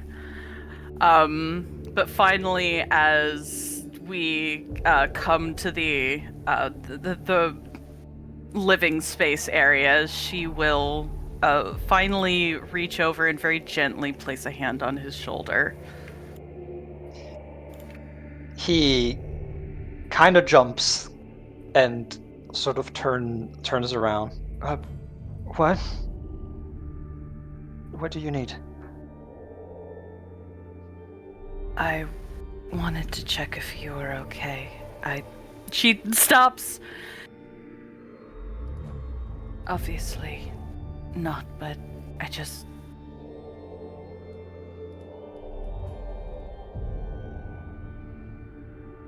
What can I do to help?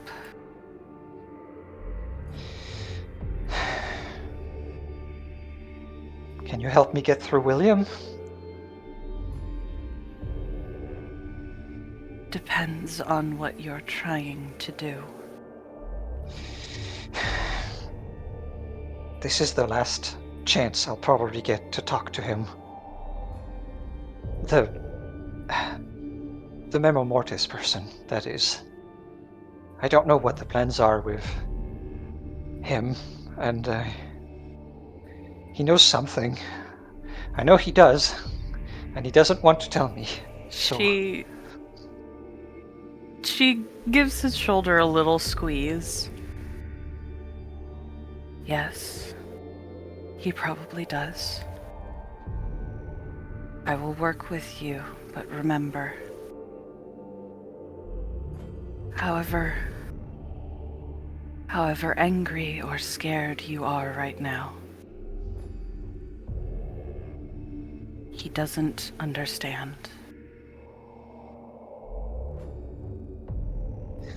he looks at you confused. You can tell that the information you are imparting is not quite clicking. He doesn't understand why you're saying this. He doesn't understand what it means for him in this situation. Thankfully, this is Mouse we're talking about. His brain is always questioning. So he's not ignoring you, and as a result, he stops in his track. He tries to understand, but he can't quite get the strength to say anything about it. He's just kind of stuck in his own head.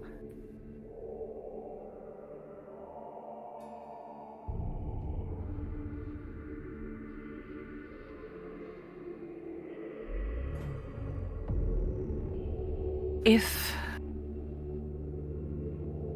and again, I have to clarify that I do not know if that is the case, but I feel in my pauses, whatever's left of me, that he has been turned into this, not just through life, but through programming. And if that is the case, his own mind has been weaponized against him. Whatever information he has, whatever thoughts and beliefs he thinks are his,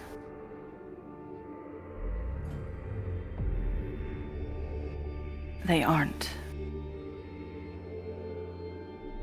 And so I am asking you. You are allowed to feel any emotion that you feel against Memor Mortis. But I don't believe that the man in that room deserves your ire entirely.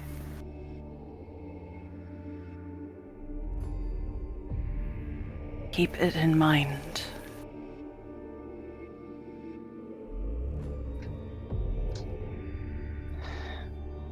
What? Why do you have to do this? It's already hard enough. I didn't need to feel empathy for someone like him. She cradles his face between her hands and gently presses her forehead to his. Empathy is a requirement for necromancers, is it not? You cannot let them make you lose that. We cannot lower ourselves to their level.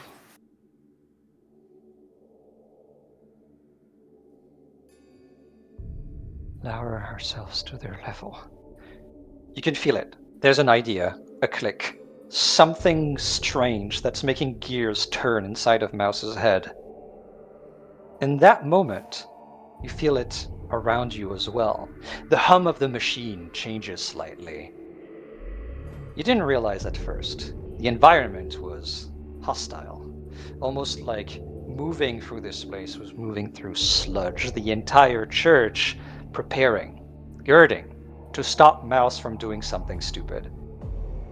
But something changed in the young man, and as a result, you feel William relax.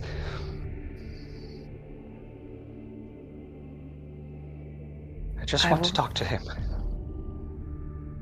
And I will help you in any way that I can. Okay. Mouse goes over, knocks on the door. You hear a familiar voice from inside say, "Come in." As the young man enters the room. Do you enter the room? I guess so. She does. Full view just settles onto the desk. Hello, William. Thank you again for helping me out earlier. Of course, Mouse. William gives the young man a squeeze on the shoulder. Mouse then continues. Can I talk to him? Not privately, I'm afraid. I still have to guard him. That won't be necessary, I don't think. Mouse steps up. The cultist, Theo March, a member of Memor Mortis, shows softening. You don't need to roll to know that this is a practiced thing. He does not feel anything for the young man. He is presenting himself sympathetic. Mm-hmm. What you can see, however, is a minuscule moment of shock before he goes right back to the poker face when Mouse says the following. Mr. March, I want to help you because I think you and I are the same. And we're gonna go back Oh boy. to the talks.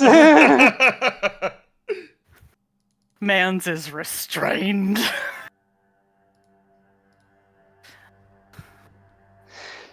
We have a Chuck with a...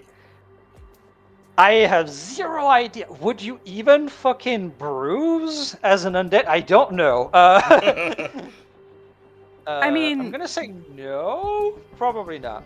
Well, bruising is the breaking of blood vessels under the skin. It is the healing process that changes like the colors and everything. So yeah, so I guess he does just in a weird way. So, like, He looks like he's got parts that look like they're just normal kind of flesh, you know? Oh, Yeah, fuck no. And so yeah, he's slowly regenerating. It's a normal human rate. Very much kept under close surveillance by the warhounds. How do you guys are basically detaining this man? yeah. Dipson. Yeah. You're so stupid. Yeah. Naturally, we're leaving Monocle in charge as our prisoner / capturee expert. Yes, yes. Oh, okay. Yeah, Alright. absolutely. Okay. Hang on. First of all, how dare you?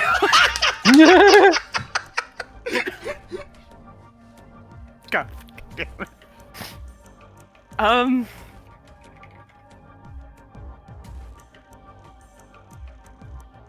All right, hang on. Let me see how generous Monocle is feeling right now.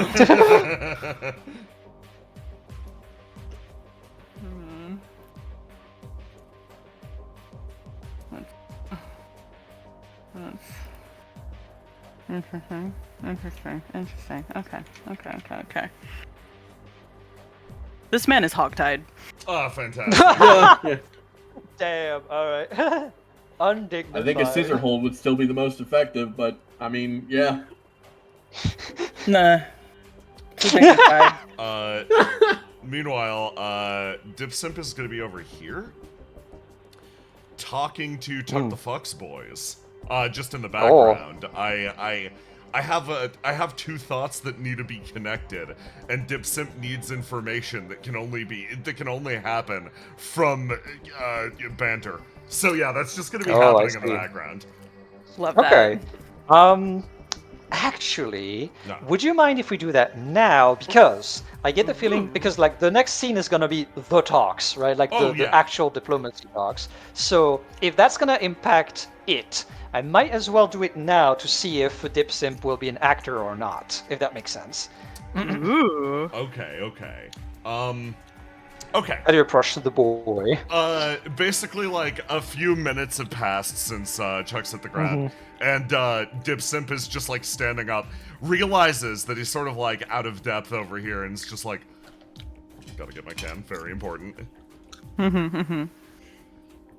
Seems like everybody's waiting for things to calm down. I just, looks over.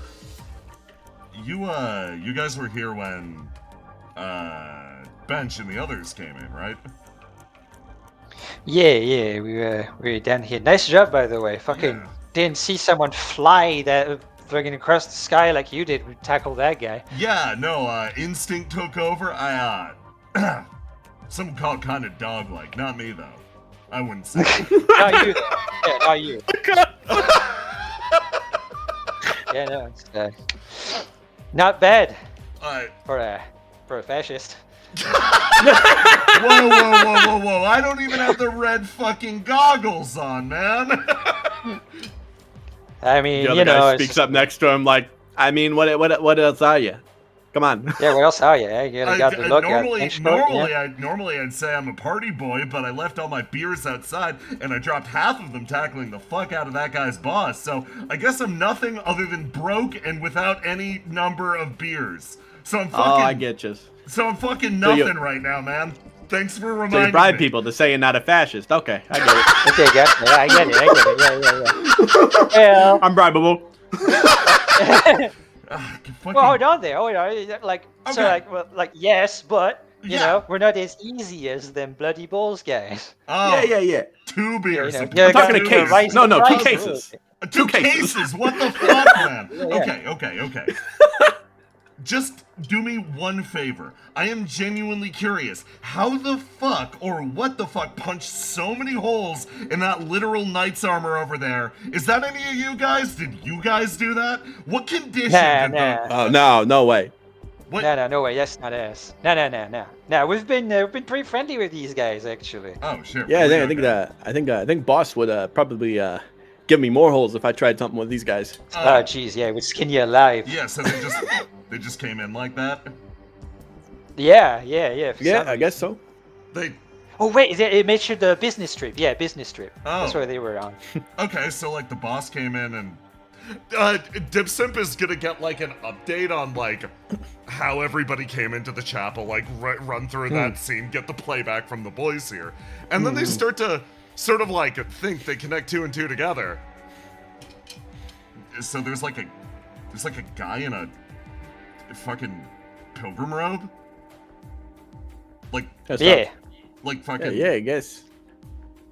with the beautiful brown hair and I didn't say the- beautiful. I didn't say beautiful, man. I don't know. No, Yeah, here's yeah, the like, thing. That's coming from me. Hey, That's coming yeah, from man, me I- because this is starting. yeah, it is coming. Hey, man, can I ask a question? Yeah. Why aren't you talking to your boss about this? Yeah, no, that's exactly it. Yeah. Suddenly I see something's up. No, that's my bad. Hey. A case on me, right? Right? 2. Okay. Fuck yeah, you. yeah. He doesn't say no. Works Meanwhile, down here, as you're approaching, I did actually want to do something, so I think it's a perfect swap over. As 66B is here rested, basically, he turns over. He goes over to Welch. Hey, Welch. Get on up Yeah. there. Get on up there. Come on. Look, he's got something. Right. I think the boss yeah. could use your voice. With Yeah. something like this. It's a bit, yeah. He kind of nods his head. Steps up, sort of goes next to Tug the Fuck. They kind of nod at each other, start whispering. Ivan is also whispering to Piper. There's a lot of like inner like Rediscussing. This is beyond a bit different. Yeah. It's incredible that Ivan Sunripa has rediscovered how to lower his voice. Yeah. You know what the fuck he's telling you right now? I'll tell you what the fuck he's telling you right now. He's just like, I'm so fucking confused. I don't know what the fuck is going on. I know. I fucking love him. I've never fucking done like peace talks and shit. What is that even like fucking? Just follow my lead, all right? It's fine. Don't even worry about it. Think about it. It's like a war planning council. A planning war against other guys. Yeah. Planning. Back to bench. Dipsim He stops. makes his way over. Hey, boss. I think something weird's happening. I was talking to the guys over here. You came in here with like a pilgrim, like a guy in a pilgrim's robe. He kind of shifts his look a bit. Yes. Why did He sits over here, sits next to you. Hey, it's just Tell like me, the description. what's your name? What's your real last name? Tell me your real last name right now. Name, date of birth, social, right now. I will. God, do I want to name Dipsim? Do I want to keep it a secret? You know what, Christian? You full name him exclusive. And it's like, yeah, hey, keep it down, man. I've got a reputation to maintain. Anyway, just He gotta. Yes, of course. What should I go to you instead? What is you known as? my current call sign is Dipsimp. If you could call me something derogatory that's slightly better than that the boys would respect, it would be a massive upgrade for me, sir. That would actually help me out massively. I'm working my way He kind of up. looks at you for a second. I'm working my way up the chain of respect. I started off as Piss Boy, so this is... I've been through 2 upgrades so far. You could be my 3rd. Right. I don't think I'm going to do that, but Well, wait until you No see mercy. how good this information is. He leans over. That guy that you were with, he sounded Yes. really familiar, and like particularly I was fixated on the long and flowing locks. He slides you over his phone, and it's related to a mission report that you were going to piece through later. All of this is thoroughly documented, but he puts it in front of you now. It feels like we captured somebody who looks exactly like that just earlier today, sir. he narrows his eyes down, stares at it, and then turns over, face returning. You have incredible instinct. This is very important. I'm going to look into this right now. He sort of slips it in as he sort of stops and turns it,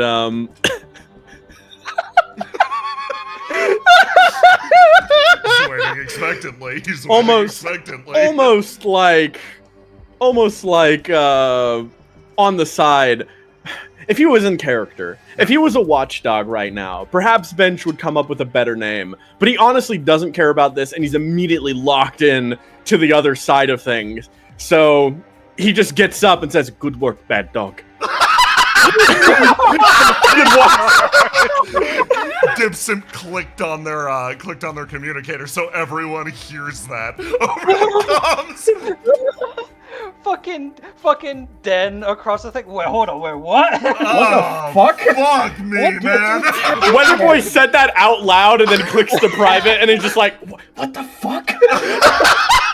That's fucking terrible. That's worse than Dipsim. You sound like a sex pervert now. Oh my god! Yeah, Why no, can only imagine you in a gimp suit? What the hell? oh, no, don't put that on me. No, I don't want that in my head. And that is the perfect time to click away from bad dog.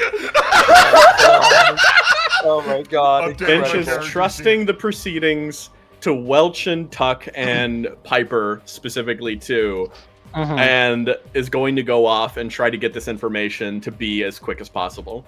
You Okay. need to go the opposite direction then. He's going the opposite direction. He gets turned around and goes the opposite direction. Bench doesn't make Okay. mistakes, but It was a tactical decision. yeah. Gotcha. Okay. Trying to think. Just because, well, I guess we just did like a little scene between Christian and Jay. So let's do a little bit of Piper before we go and catch up with the other stuff.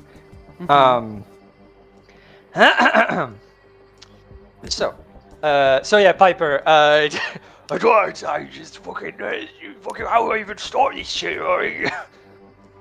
Listen, this is. Think of it like recruitment. We're going after the big fish, right? Right. So we need as many guys on our side as we can get. Right. Not all of those guys necessarily need to wear our colors, What?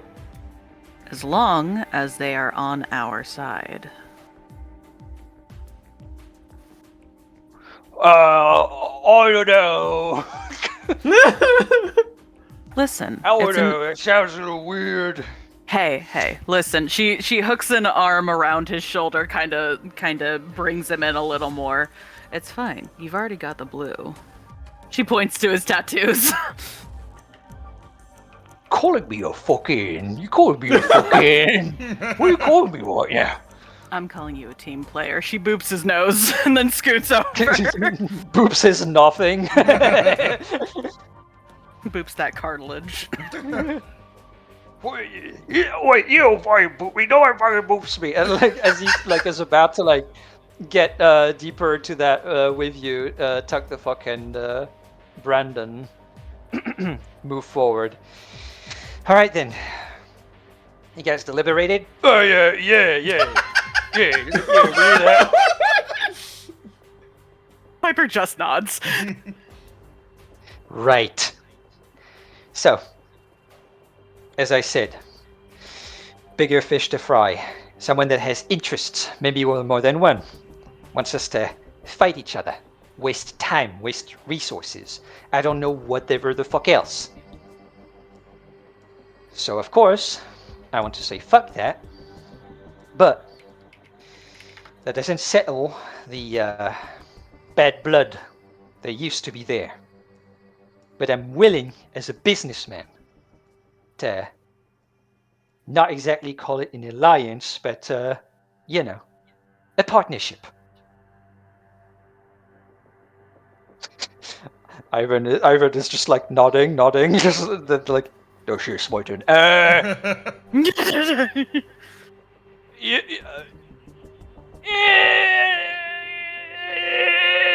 He's like stuck. As there's smokes just gently wafting off of his skull like a steaming pan of frying oil, Piper takes a small step up.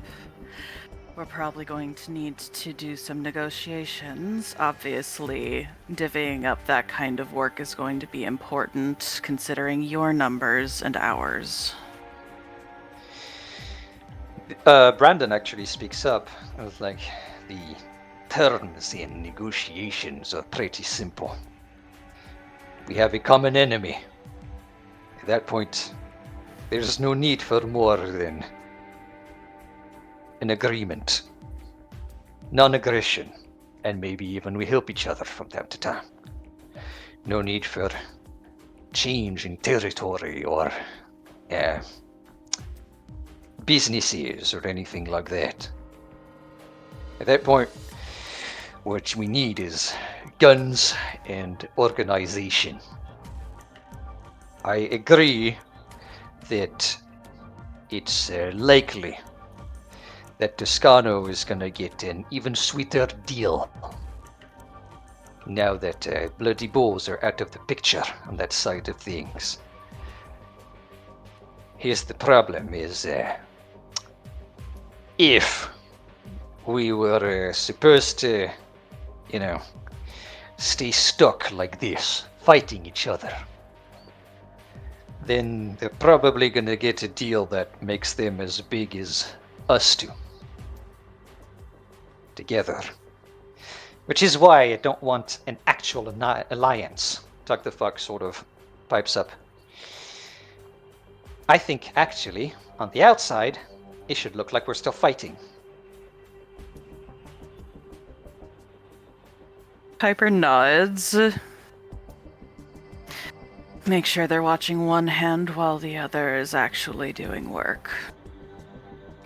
Essentially, couple of skirmishes here and there, make sure there's no actual loss. A little bit of roughhousing. Get to know each other, The Bloody Ball way. Yeah, Bloody Ball way, yeah. Immediately, Tuck the Fuck just sees like a little +1 over Piper's, just like, yes, thank you. You are speaking his language. You're making it Yeah, I get it. Yeah, like a pretend match. Yeah. Boy. Just doesn't really matter who wins at that point. Hell, I'll even give you all the wins if you wanna. I don't care about appearing losing. That doesn't matter to me. Well, yeah, I don't care either. Where it works,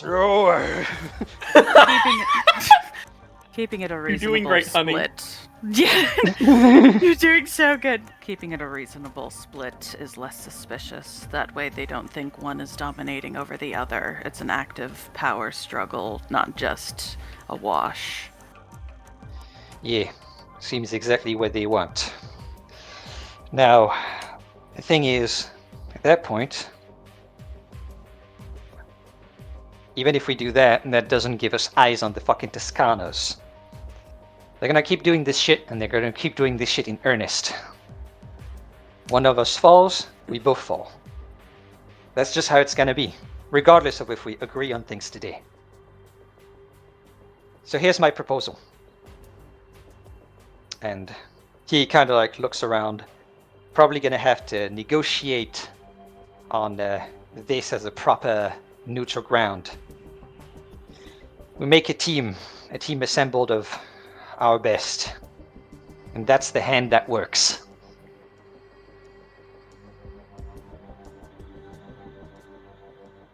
That's exciting. I like that. I like the sound of that.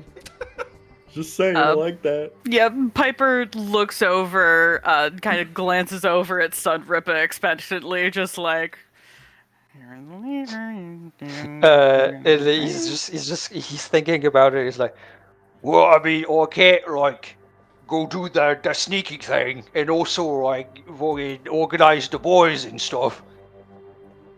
I can only be in one place.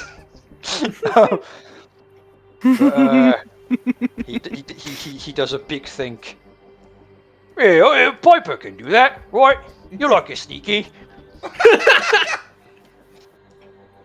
Finally, like, feels like she's been like, yes, come on, you can do it. And then finally, it's just like, yeah, Piper, just like, you got it, boss. At this point, I will present Brendan here as my contribution. Here's the reason why. I trust him implicitly, and I think that team should not report to us. At that point, we don't know how deep they are in our ranks. So only the most trusted for the hand that works. At this point, we split the negotiations in two. You and me, he points at Ivan and himself. And Brendan and you, he points at Brendan and Piper.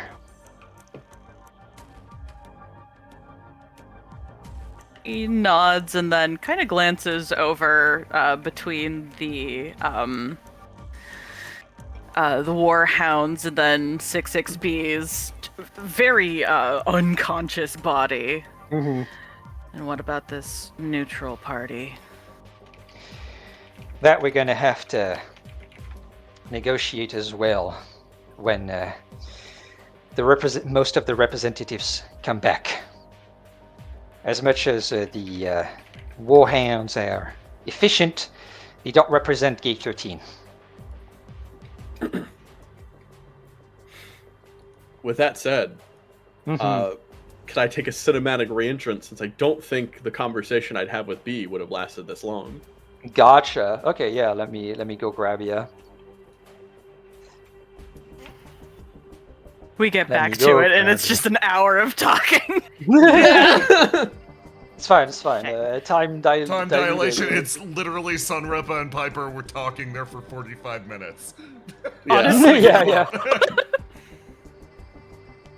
So let me go back. Just gotta go to the character select page because I didn't keep a thing that. But there you are. No hat. No hat. No We're gonna hat get that allowed. fixed soon. Don't worry. We're indoors, so it doesn't matter. Here we go. Emerging out from the hall himself, stepping back as he sort of looks, seeing these boys all squared up and all that. He sort of calls out since he's getting walled a bit as he's just like, that can be amenable. I love him so much. He steps back out. They sort As of he, like nod at you, inviting you in the huddle.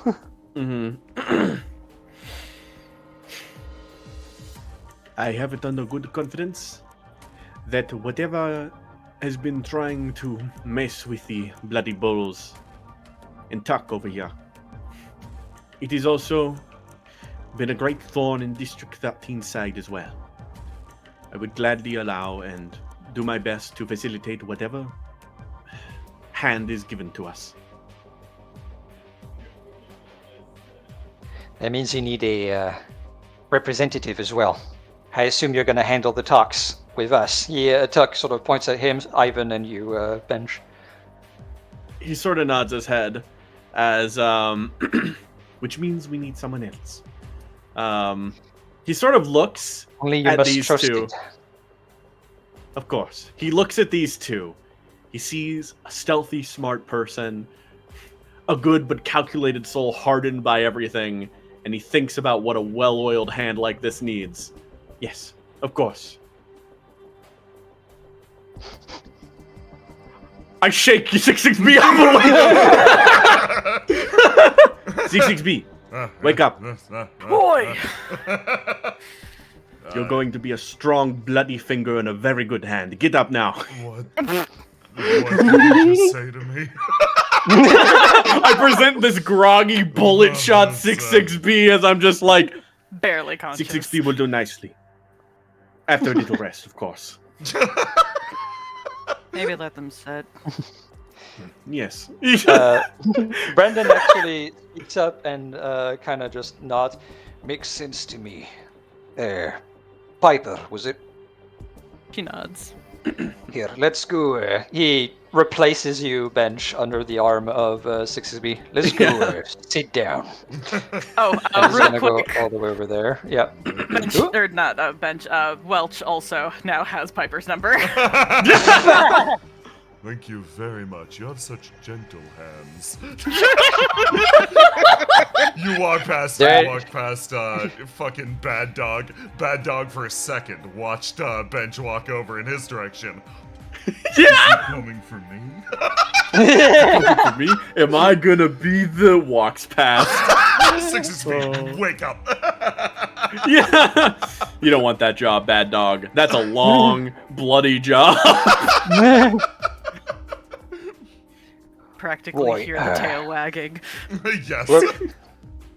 Off you go, Piper, or handle it for me. He looks at you, Piper. Bench does. He just gives you like the nod, like, yeah, we'll handle it from here. She nods to Ivan, then Tuck, and then Bench, and then before heading over, turns around, goes over to Chuck, crouches down next to him, and slams down the pipe right next to his head, like base down, and goes, "Behave."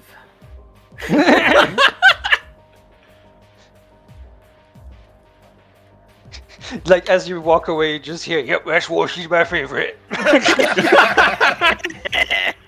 She has a fire to her.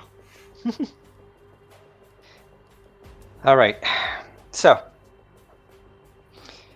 Not allied, not partners, on paper. We're gonna send things up. We're probably gonna have to think of a new official neutral ground to speak in. That can be arranged later. For now, we need to talk about what we do next. I have zero suspicion that Toscanos are already talking to whoever the fucking benefactor is. Here's my idea. The sooner we know who the fuck that is, the better.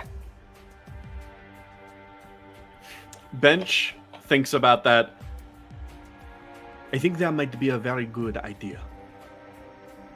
He kind of turns his attention over to Chuck a bit as he's like,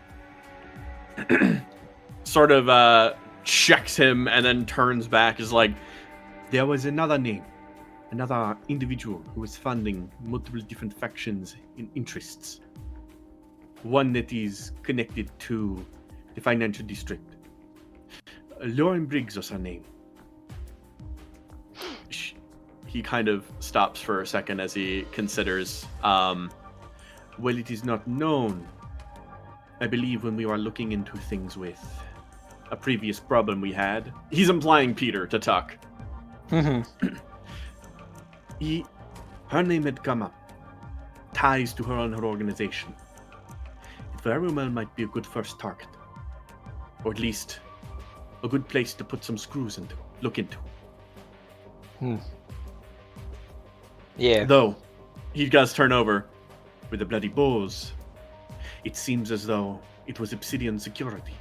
We don't know how much Lauren Briggs is playing a role in this, how much the financial district is going to give to the Toscanos.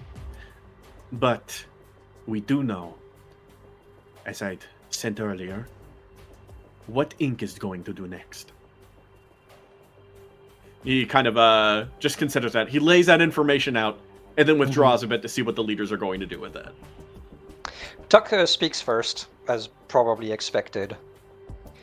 At that point, we need to think of what we're doing in an official way. And here's the most official thing that I can think of. Deals. They were already willing to lend aid. We do it again. I'm willing to beg. I'm not about it, but I'll do it. And I suggest you do it too. He points at you, Bench, and then points at Ivan. Make them think that not only things are just like they used to be, but worse. We're desperate. We're low on numbers. We need help. And we're going to make a very, very bad decision. Yes. And as for that, he kind of, there is a concern. One with our plan so far. Officially, we will be beggars, playing into the hand of those with money and power. But there is something else. He kind of considers. It would be a squeeze, but I could try to provide a little bit of funds towards our hand to make sure they are properly outfitted. He's going to put down some information. I had recently gone on a business trip, one which details I cannot speak of now. It is unrelated, but also potentially of importance to, he kind of considers, of the district. As that is a concern for us, I am more than willing to provide some assistance. If you would help me, Tuck, sell something. He's going to rip a page and reach over and hand one over to him. It is a warehouse in the district. There's nothing there yet, but in the following days, I will provide something that will be nice to be removed. We use that to buy weapons that should be able to refit both of us. We can keep those under wraps, not tell them that we have more than we do. Make it a surprise when we have more than they ever expected, more than they ever gave us. Makes sense. He kind of just does a gesture with the paper. Make sure you get a good share as well. He points at Ivan, just as a olive branch, eh? Yeah, I won't say no more guns, that's for sure. Our ass is handed to us lately. How do you, Bloody Bull still have, technically, the deal? You probably still have new heads in your crew. Do you have anything to say about that? Yeah, well, they're not here. I don't trust them. Never did. Just a bunch of new blokes that just came in through opportunity. Opportunity like what? Like money? Or more like, from what I heard, freedom. Freedom? Yeah. All of them convicts, all of them imprisoned in various places, you know how it is, each district does their own justice, all that. But they all had one thing common, though. They all got out recently and joined immediately. That was their deal, from what I understand. Prison? That... I mean, I guess anyone with enough money, but that's a lot of pull. Fuck. Gotta convince a whole set of different jurisdictions, a whole set of different leaders to just do that on such a grand scale. That's... Ugh, I don't like it. He kind of considers that as his, that would narrow down the target then. It would be someone with significant political power that could influence multiple districts.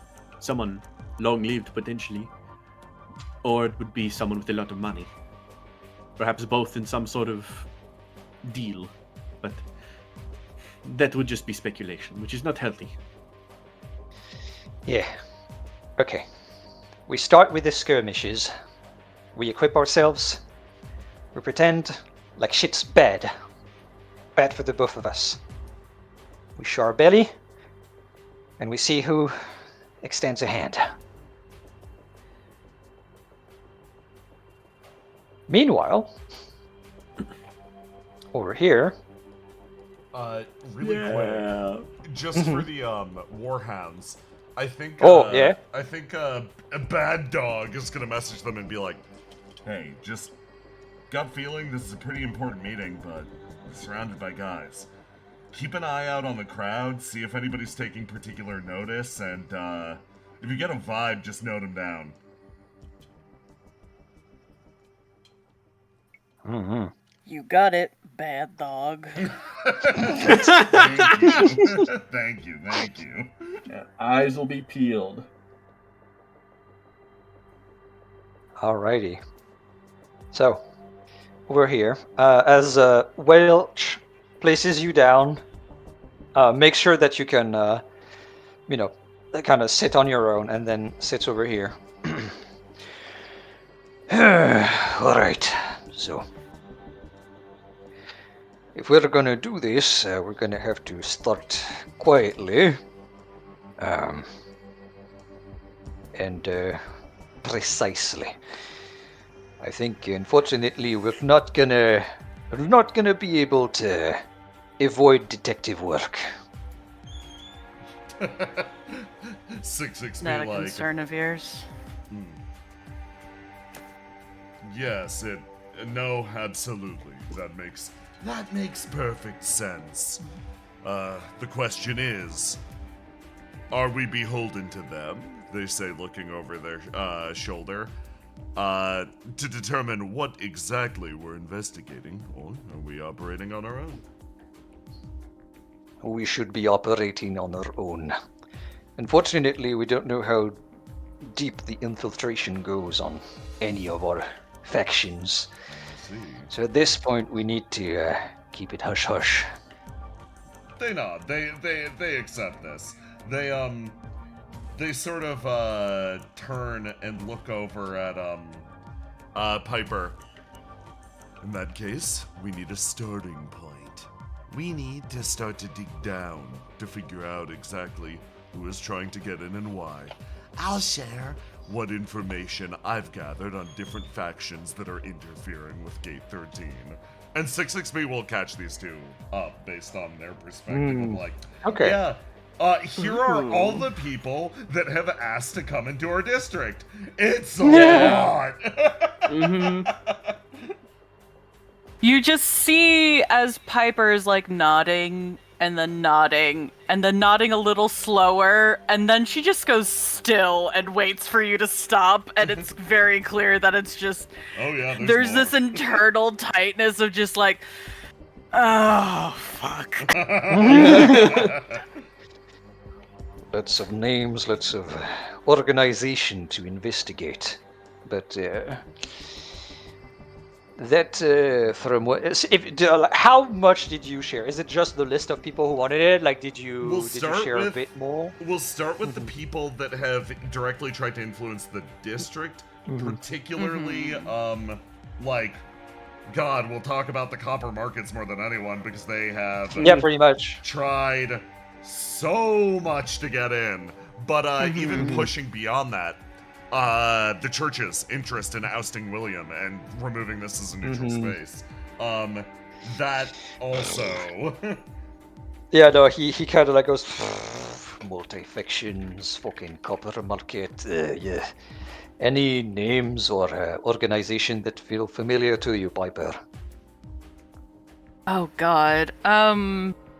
I will. It's something I can give you for free. None of them. Whoever has contacted Chuck, from what you've heard, is like that. None of these companies or names or anything like that. So either it's someone completely different, or they are hiding themselves They're using a better than proxy, expected. Yeah, for she'll really think about it for a bit.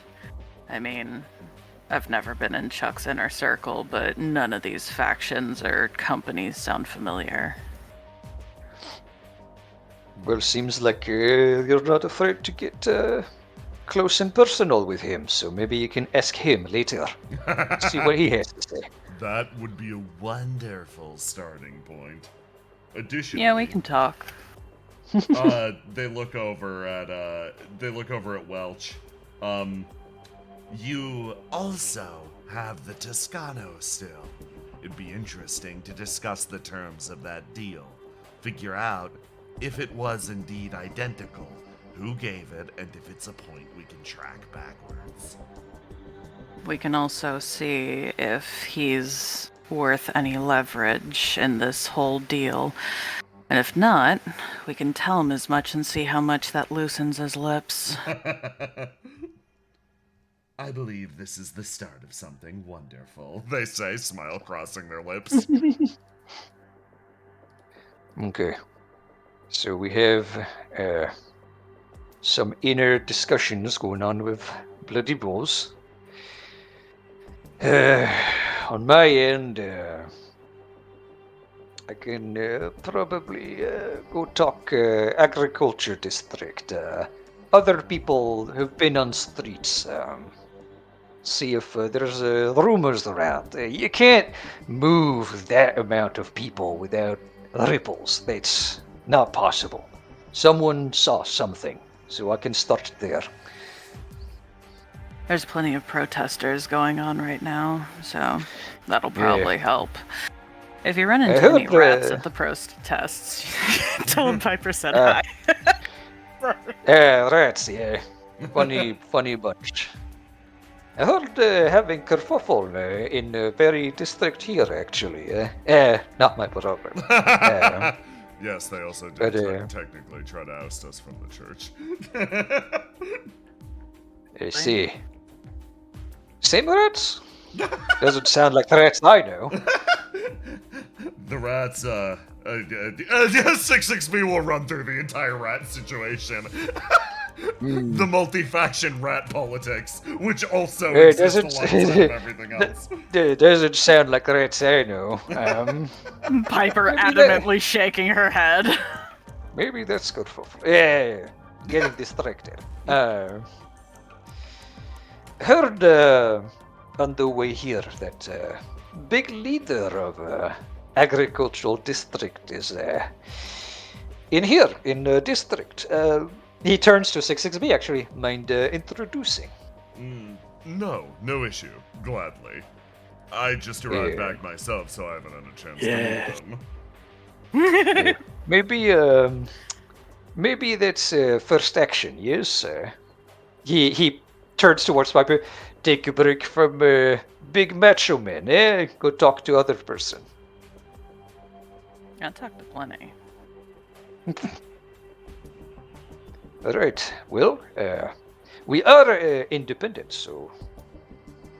Yeah, no, 66B I assume you want break, though. He looks at 66B and how shut up they are. Yes, taking some time to recuperate would be nice.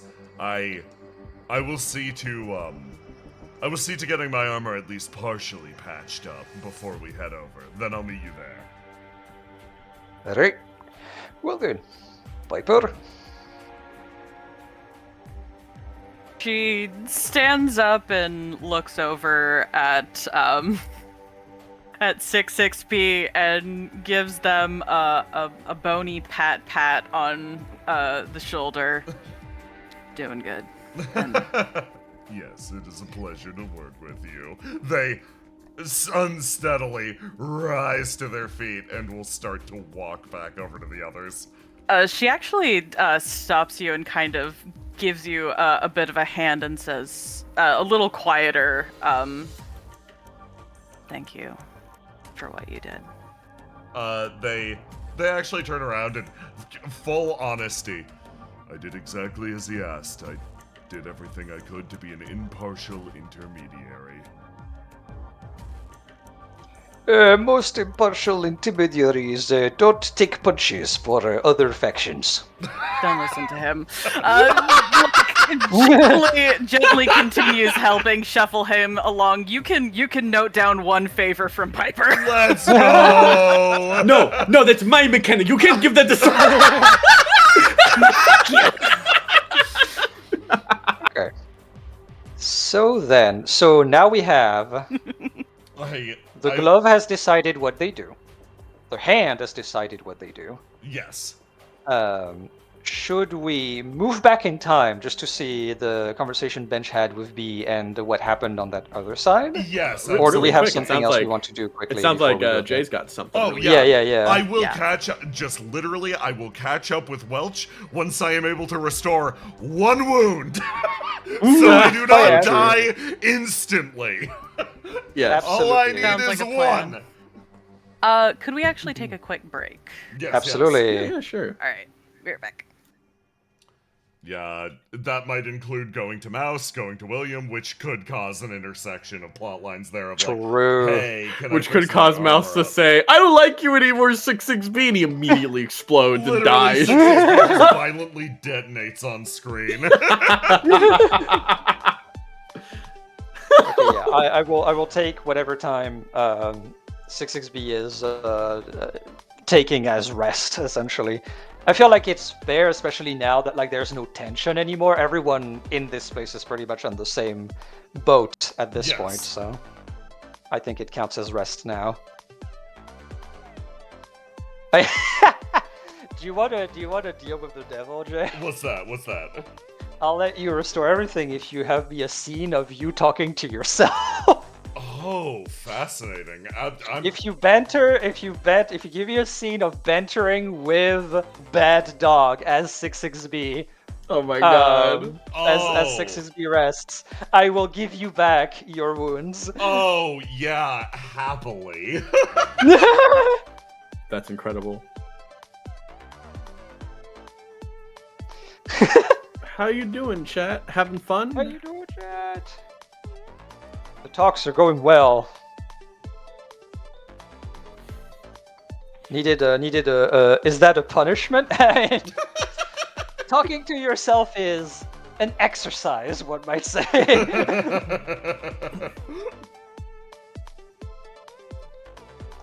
I kind of one love... that we are all versed in. I kind of love call. seeing how everyone shifted over time during the conversation as they kind of realized just how compromised Chuck was. Yeah.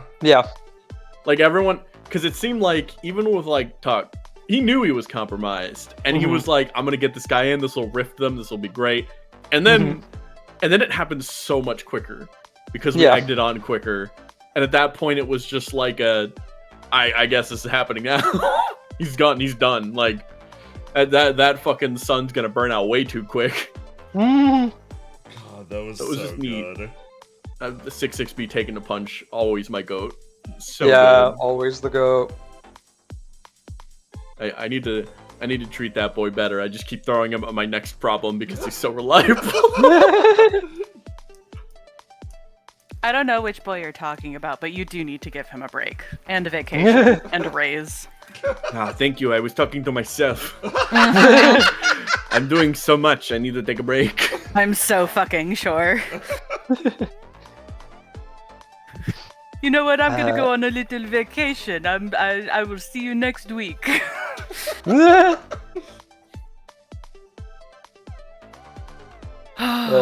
Mystic having thoughts in the shower. My goodness. Oh my God. I'll definitely check that out in spoiler chat after session. That's sick.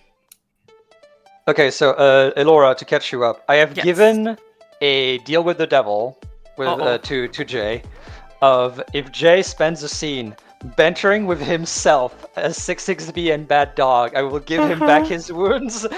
Oh my god, yes. So, prepare yourself, Jay, because essentially we're gonna catch up on what happened with B, Bench, Mouse, and all of that. And then it's you and only you. Let's go. I believe in you and you. Oh my god, okay. Alright, is everyone back and ready to go? Yep. Okie dokie. I shall... Oh, good! Copy Bench, put him on the other side as we're going back in time slightly.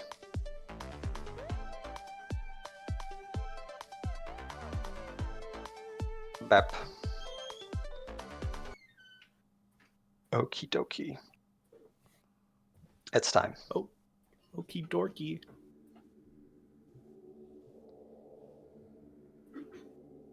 Whoop, not here. Here. There we go. Bench, you find yourself. So you're going over there. Let's see. How do we want to go about this? Would you like to go in now and basically enter right as the conversation reached the last thing that I did, or would you like the scene to continue so that you can barge in at an important time?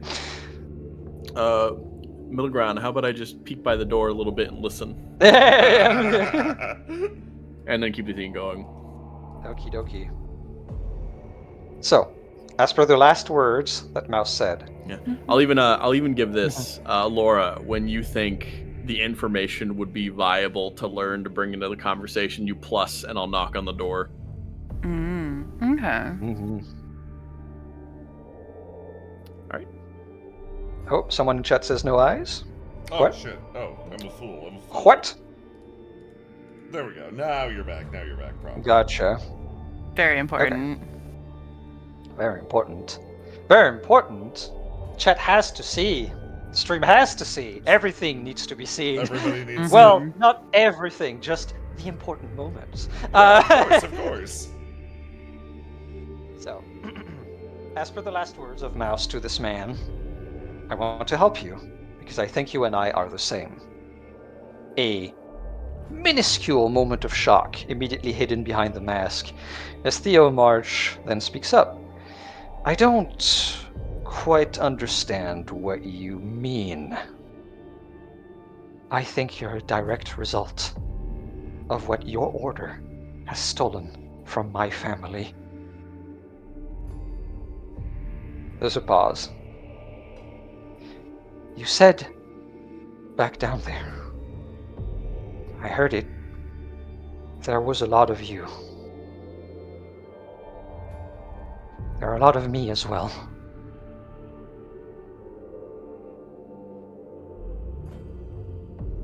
They don't... Memor Mortis did not earn the way to make you live. They did not learn how to properly give you life. We have been doing it ethically for generations. They took it from us as an engine of war, and they made you. I can help you, because I get the feeling that it didn't take proper account as to the time it needs to make a person.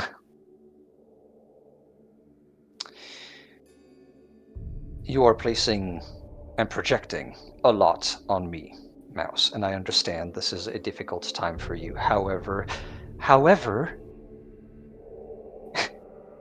I don't think you understand. They abandoned you. You're on your own. Just like me. At this point in time, you and I are the only ones that can help each other. B, would you like to roll for or to read the place? I would love to. Hang on, let's see. That's character, and then we drop. Hang on, no, we please.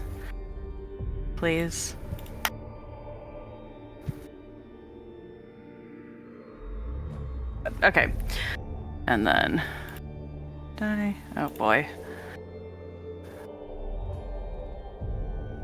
Jesus. Whoa, okay. Okay. So, immediately what you see with what Mouse is doing is the thing that clicked in his brain when you told him about this man doesn't actually know, he doesn't understand, right? Like he's not complete.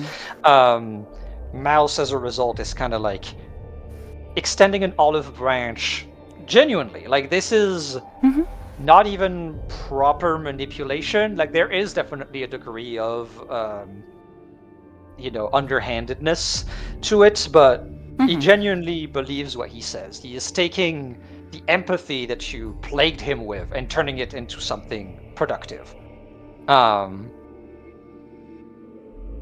Theo March right now is, how to put this? He has been physically, right, on the back foot for a while now, as a prisoner, as everything, right? But it's the first time that you see him ideologically, psychologically on the back foot.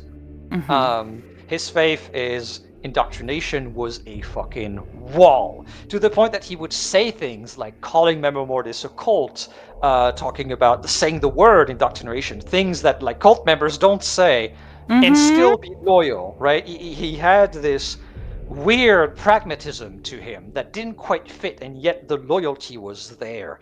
There was always, and you see it more clearly now, there is a duality between what, and you said it yourself, it's no point in me hiding it, between what's been programmed in him and between the fact that he is a new person. Like, this guy is very new. You can tell. He is awkward in everything that he does that isn't directly correlating to the mission. This guy doesn't have a life. He doesn't know how to act outside of his purview, outside of his job, outside of his community. Because there's just nothing there. He is He new, has he nothing is but young. training. Exactly. Mhm. And what you see here is that Mouse, by being genuine, by being a necromancer and being genuine, by being somebody who just described themselves outside of their faction, which no one did until now in his life, in the life of Theo March, and just be like, no, I personally, because I am like you, I want to help you, put him on the back foot. He doesn't actually know how to react to that, which is leading to him defaulting to his training again, which doesn't quite fit. It doesn't so he's quite getting cover it. confused. He's Yeah. trying to Jenga and it doesn't. The pieces are not in place. So as a result, the thing that you're expecting to happen is that he's going to default to, no, this is a necromancer and he's trying to manipulate me, right? Like that's probably what he's going to try to do. William is like you rolled a fucking 19, so you do get to read William.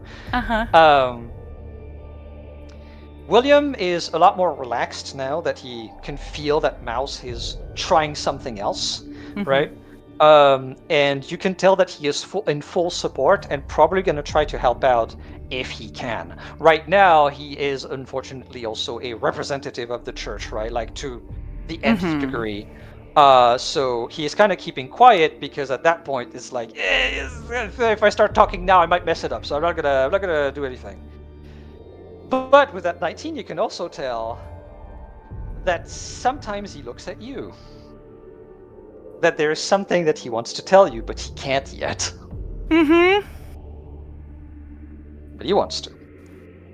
And that's what you get with that roll. Oh boy. Can I say, too? Yeah. Just to self-sabotage, can I also say B notices that I'm outside the door right now? Entirely unrelated, you see the slight shadow from the light cast over here that someone's standing by the door. Oh my god. Hang on. hang on. I need to see something real quick. We're gonna... God, she sure does not have red right now. Okay, interesting.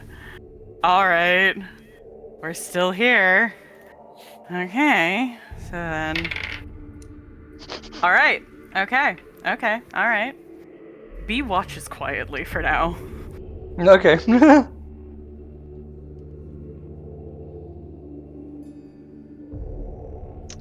Theo actually pipes up and goes, this is about the information that you wanted before. I am deeply sorry, but I don't actually know. You can rummage in here, he points at his head, all you want. You'll find nothing. At this point, I don't think I need to. I know what happened.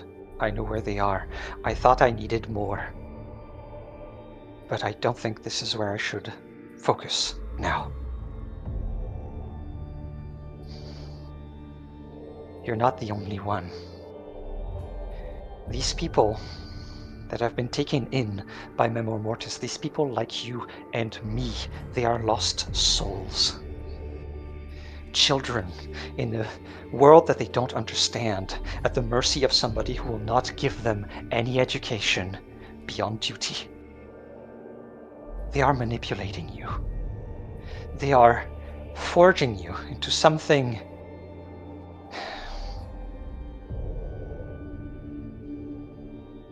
it's gonna sound strange to you, but you have a right to make a choice, and they will neither give it to you or anyone that they make like this. They are not your family. They are not your people. But the church is. No, I am. Do you want to roll again at that? I would love to. Hang on. drop, then we die. Ooh, okay. Jesus Christ. Oh, this is also Oh to give my you God. chances to intervene, if you want to, by the way. She might now. All right. So, yeah, there is definitely like a breach. You can tell that Mouse is going to continue because you can tell that Mouse also saw the fact that he was a little bit on the back foot and he's going to press on to that degree. But you can also tell that whatever Mouse is going to say is going to be purely genuine. And that's what's fucking Theo March over. There is no sign of Mouse lying. Nothing at all. So at that point, the cultist is like, either he is the best fucking actor that I have ever seen. Or he's just speaking the truth. It just like, and there is, again, that duality because his training says, good, take advantage of that, turning into one of us, right? Fucking flip that shit on its head and have him become Memor Mortis. But then there's the slightest bit in his soul that's like a tiny bit of doubt, that practicality, that survival instinct that he demonstrated underneath. He should not have listened to you when you said, "Oh, you're more valuable than that." All of that stuff. He should not have. He should have just brushed you off. You're not his superior. You're not part of the same cell. You're not supposed to have any, authority on him. You're not supposed to have any influence at all. The simple fact that he agreed to any of this betrays survival instinct. Suppose that he's not something that he's not supposed to have. And that survival instinct, that practicality, when he is met with somebody who says, hey, I know what you are. I am the same. I'm the only person that understands you and I want to help you. That shit's rearing up its head and fucking with his training. B will actually speak up at this point. Mm. You mentioned before you've been a part of Memor Mortis for as long as you can remember. How long I is did. that, I wonder? What is your earliest memory? He goes to answer but is interrupted by Mouse, which shakens him even more. From what I'm seeing, 5 months at best. Which stops him dead in his tracks. I told you. Do you think the church knows about this? No. Merkwell has kept this close to the chest since forever.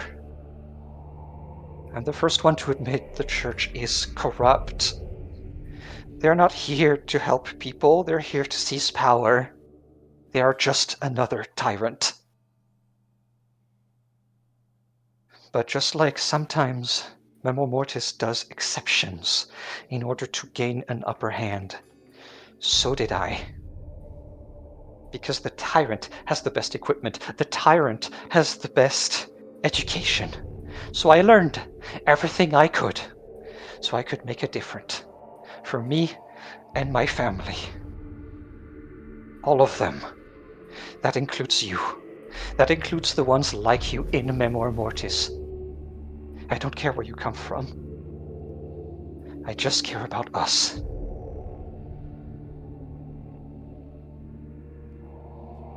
There's another pause if anyone wants to intervene.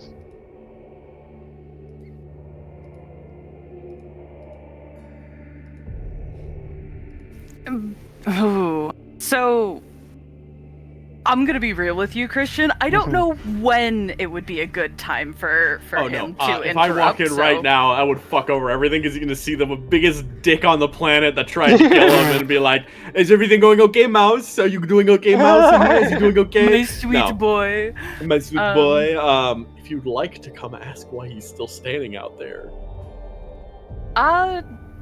She actually has a very important thing to do first, and That's so true. you get to eavesdrop for a little longer.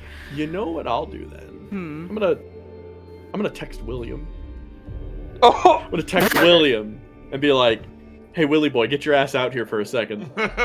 Except I say that in a more bench way. yeah. Baby. Because I also think removing the head of this church in this conversation topic is a good way, to kind of keep that going. Because William You know there right now what? might help by not being there. You know what? I love that for us. Thank you so much. We're gonna take him out. He's gonna leave. I'm pulling him out for you.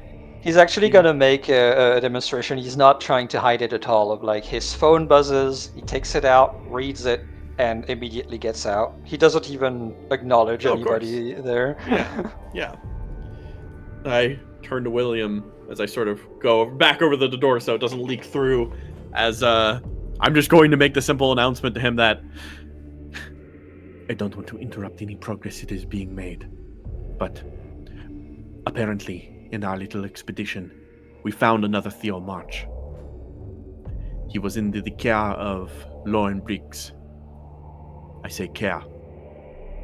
They were put under in a sort of virtual experience they were being tested on. I don't know if this information will be valuable for this, but it seems as though that is where the conversation is headed. That's all. Well, as far as I understand, we have now definite proof that Lauren Briggs is in leagues with Memor Mortis. If we could get this other Theo to confirm certain things, we could probably sway quite a lot of people into acting against her specifically. I will need to talk to him. I'm going to ask where they went, where it was taken. But first I have to finish up and clear out your church that you so generously offered for us. I appreciate that. There have been many angry steps. I'm sure you're getting quite tired of it. And get it done quick. Thank you. The Sunripper fellow is like a maelstrom given form. So he kind of dips his head back and turns it up. Yes, I'm not quite sure what 66 BC's in the man. And he steps off. Hot skeleton orc. So meanwhile... As the door closes behind William, B will continue. Mouse may not care about where you come from, but I do. Not in the way that you likely expect, but it is important to me. And I believe it is important to you. But you don't quite know fully why.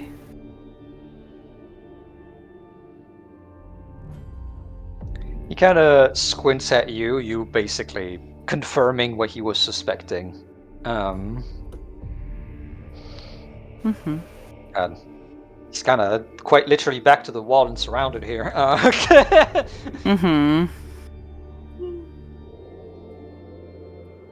I'm not sure what you're leading to.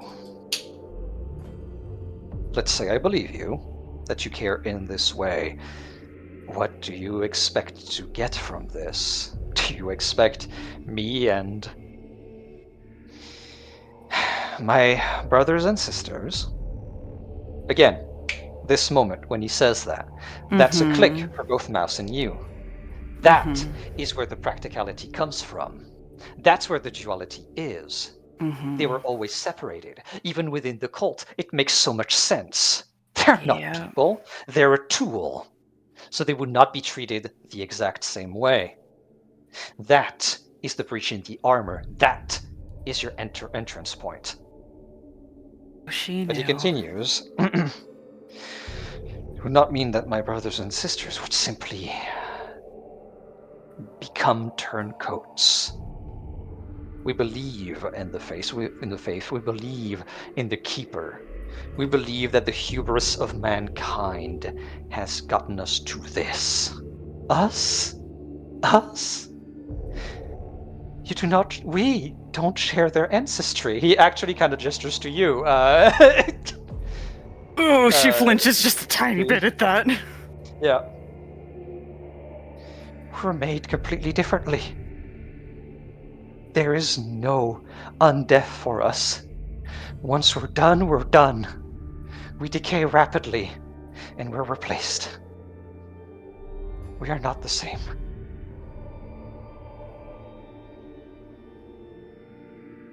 You can tell that hit, because you can tell that probably Theomarch has seen that, quite literally.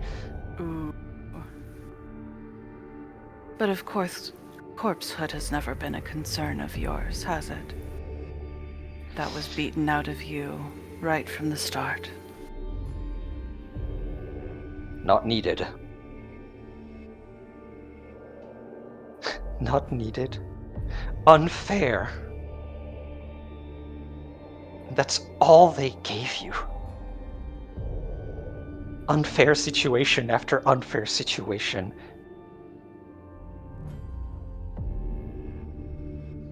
That's what they did to me as well. The church, I mean. It keeps happening no matter where we go. We're not the same.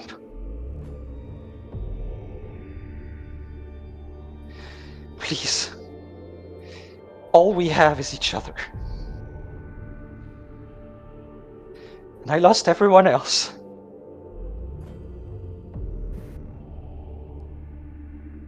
Again, there is a pause. Clearly because Theomarch doesn't actually know how the fuck to answer this. To be completely fair. B lets that kind of sink in and marinate for a little bit, probably a couple seconds into a very awkward and uncomfortable silence. She finally speaks. A cornerstone of Memor Mortis is community. It is family. Though She pauses a moment and then sighs. Though we are scattered to the winds for the sake of secrecy, there's an emphasis. We are doing this for each other, for all of mankind, for the sake of immortality. It is about community and family and connection. I'm very curious, Theomarch. Do you remember what your connection is to Memor Mortis? Is it family? Were you born into it? Were you the first of your generation to join? Were you adopted in by some wayward crow that found you?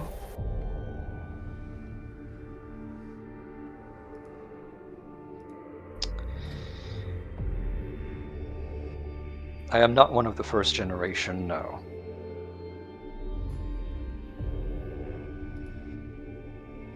Really? I was taken in, I suppose.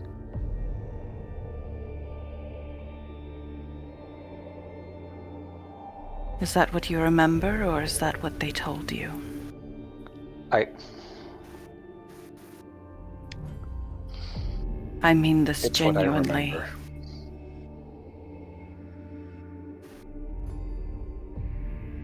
And in this moment, I'm not even gonna fucking make you roll, because you had your finger on that detail like since fucking sessions ago.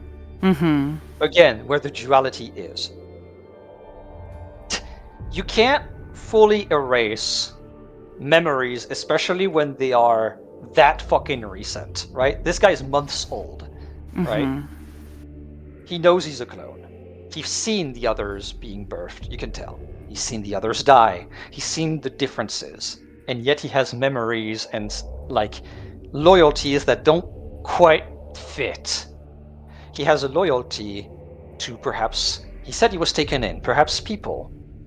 But these people can't be his family because he's months old. And there's the problem. There's the imperfection. There's probably why they're still testing.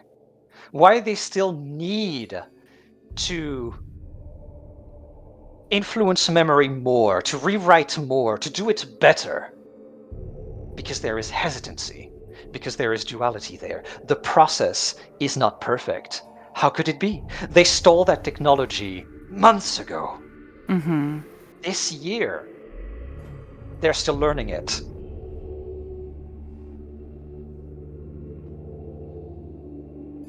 And how long ago was that?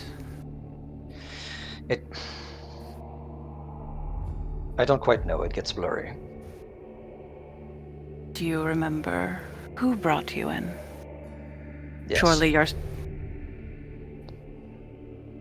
Was it Chamberlain? Yes. Hmm.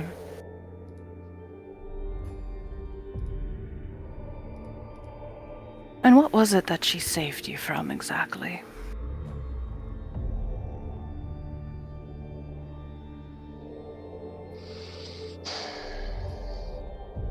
An existence without purpose.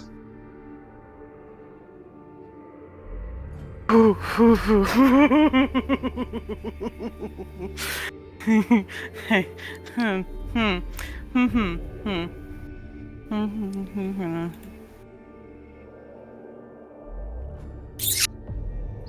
can immediately tell that Mouse wants to say something, but doesn't know how to approach that.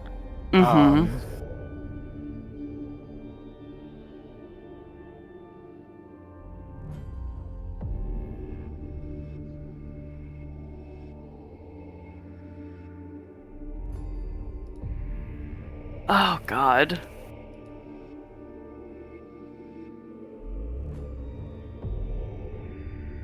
So now your purpose is...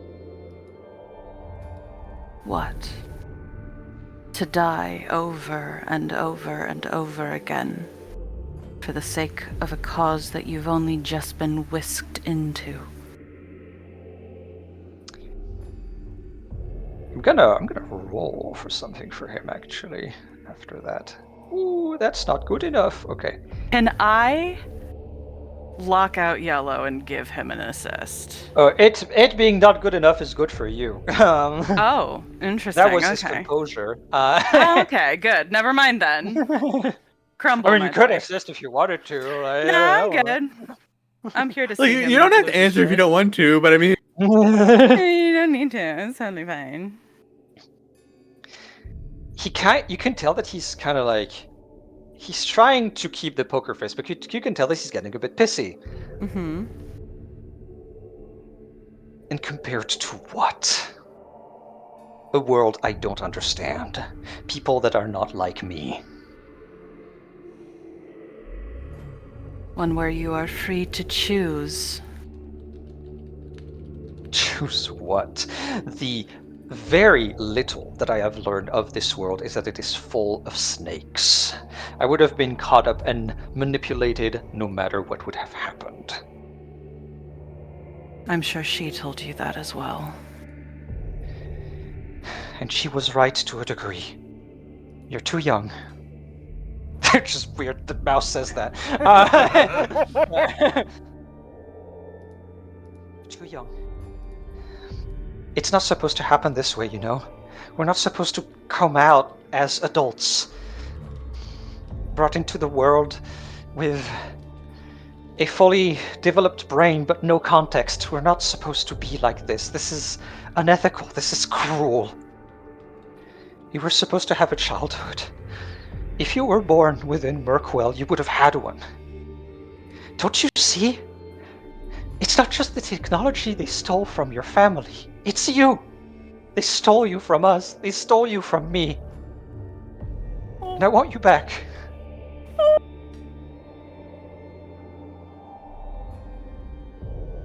B doesn't know how to fucking respond to that. He has no fucking, he has nothing. Oh my god.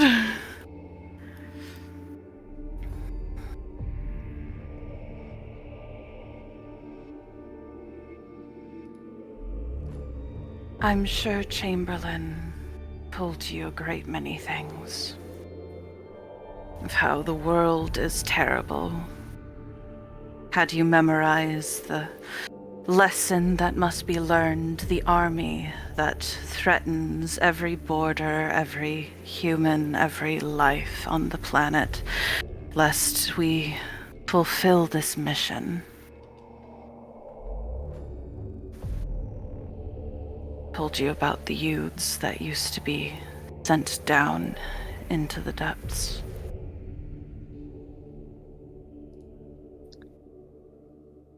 As you say that, not only is there recognition, but you get to witness a bit of his own deduction capabilities.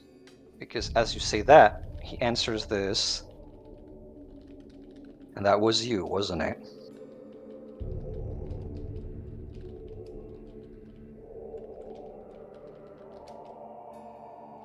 Yes.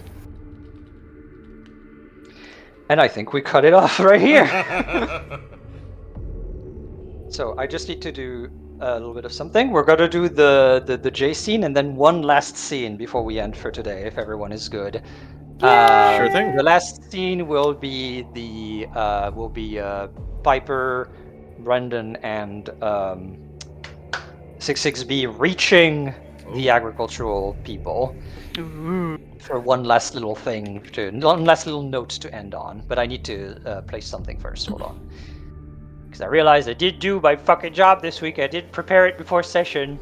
You fool! There it is. Okay. Gate 13. There we go. Boop.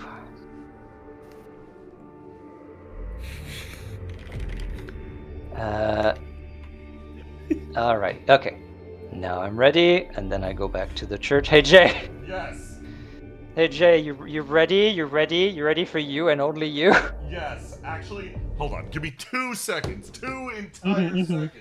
Absolutely. Take your time. One Take your time. Mississippi. Prepare mentally. 2 Mississippi.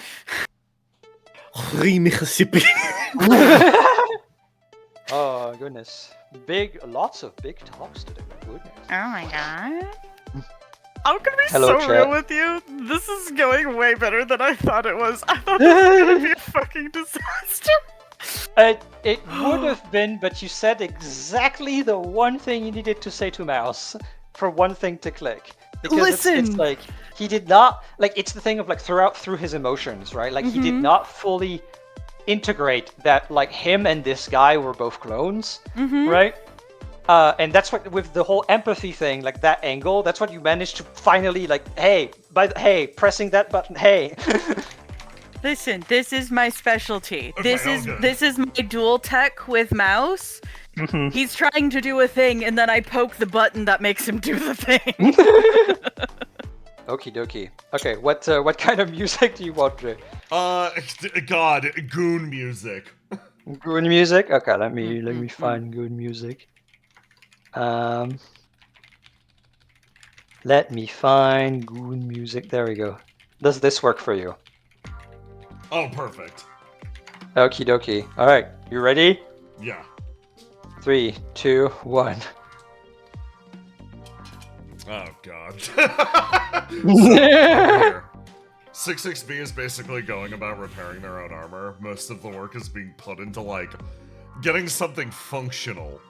Something that works again. Something that'll let them move long enough that they can actually carry on their newly appointed duties, which they do not begin to understand, being 100% unconscious through the formation of this.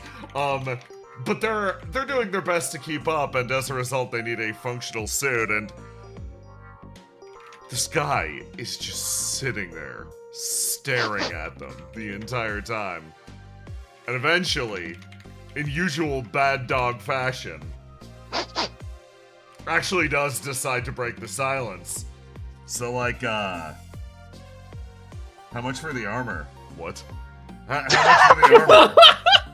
Like, we got a mission from, Den.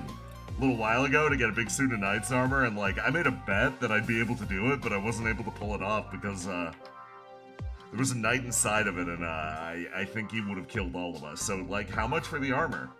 Hook a guy up. I apologize. This armor functions as my second skin. It is the only thing keeping me alive right now. It's like 2,000.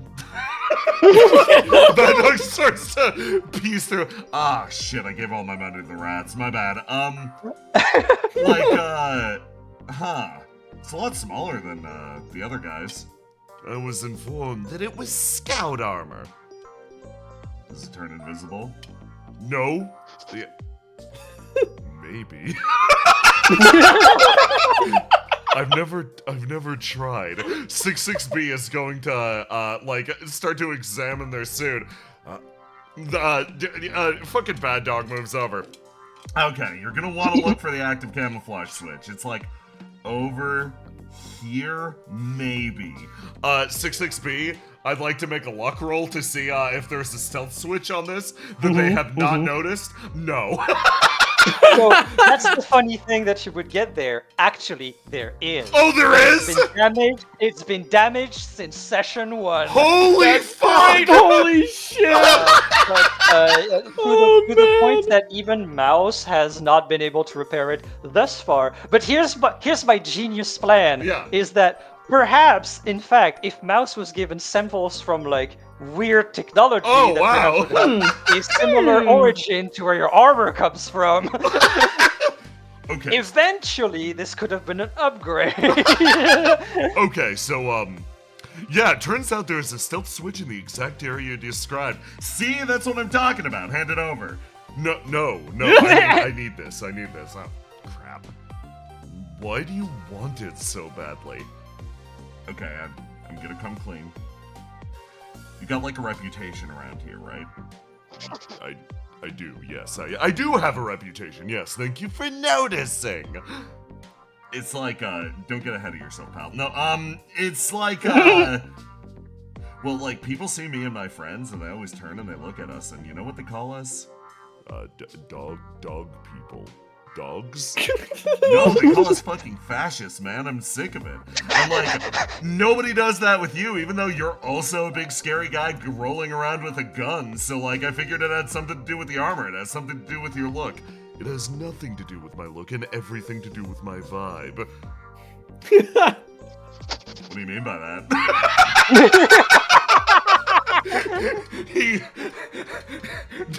Bad dog gets a little defensive. No, it has to do with it has everything to do with the glowing blue highlights, man. Like that's it. That's what makes it work. It has everything to do with the fact that I follow a knightly code. Yeah, sounds like legal bullshit. Sounds like lawful type shit. Sounds real fashy, bro. 66B is at a loss. Is the concept of a knight's code in itself? I don't know, it's just leaning in a little direction of, oh, it's an inviolable thing that you live your entire life by? Yes. Well, sound a little borderline, man. I want to rethink that a little bit. Give me the armor. They sort of pause deeply in a quandary for themselves. I'll add this to the knight's code. Yeah, you do that. I'm going to add an additional entry under the knight's code. Perhaps religiously adhering to the knight's code, maybe putting out some negative vibes. Mindless. Yeah, you get your fucking, you can unwound. I'm satisfied with this. You know what?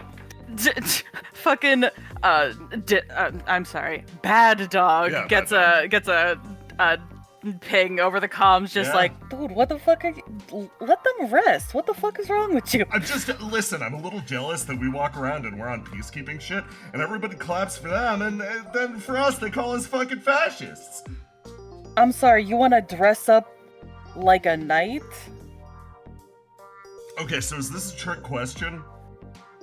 No, I'm genuinely fucking asking because last time Yeah. we ran into any other knight Yeah. aside from them, well, Yeah. the grand majority of it. As if it's from Ink, that's like maximum fascist. That's I'm gonna be exactly so what real I'm with saying! you. That's what I'm saying! You understand why I'm angry, right? Why are they making it by fine when Wait, we're taking all wait, this heat? Wait. Yeah. What? So, like, the guy said the armor is like a second skin, right? Yeah. Why are you trying to flay this motherfucker? No, I'm like, could you just, like, pay him, like, $50 to get inside him? Bro, what the fuck? What? Wait. What? What? Oh, What? oh, What? no, not like when you think that means. That's not like you think that means.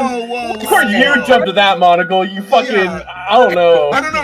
You all are freaks. I'm not the weird one. I'm not. You guys are weird. No. First of all, sex work is real work. Second of all, Yeah. that's Oh, some yeah, it weird is, but- Whoa! Don't! Alright. Whoa! Hey, I wasn't saying it like that, I was just saying that I'm just trying to deposit something here, and you're making it like, you're changing what I'm saying, and like, ask him right now. Okay. I bet he'd say yes. Okay. I bet he'd Say say that. yes. Okay. Say that. Okay. What the fuck is wrong with you two? Bad Dog puts his hands up, and he looks at them dead in the eye, and another thought instead rises to the surface. Instead of, like, even before putting the armor on, he looks at 66B dead in the face and just asks the question, innocently, in the middle of the conversation, but still heated up. Hey, like, are you human? You can't just go around saying shit like that. That's not what I was trying to make you ask. No, I just wanted to, like, they said that the armor was like a second skin to them, so, like, I thought it was an important question to ask. Are they like a sentient suit of armor? Are they artificial intelligence? Oh, shit, they're sad. Oh. Oh, fuck me, man. Shit, my bad. Probably superhuman, fuck, I'm gonna go. That's right. Bad dog. Yeah. Go sit in the corner. Yeah, okay. Yeah. Go sit in my corner. Was this doggy bothering you?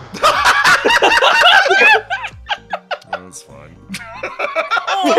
Bothering you, queen. You want me to shoot that guy?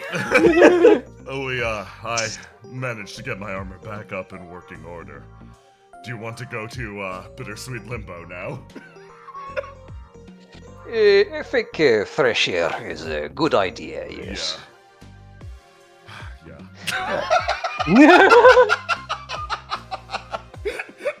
Copy you three. And we're gonna skip right ahead. We don't need to wander the streets right now. We're gonna skip right ahead to the entrance of Bittersweet Limbo. Let me get the proper music. I remember, it's been so long since I've been here, but I remember using a specific song for this place. I think this is it. Yes.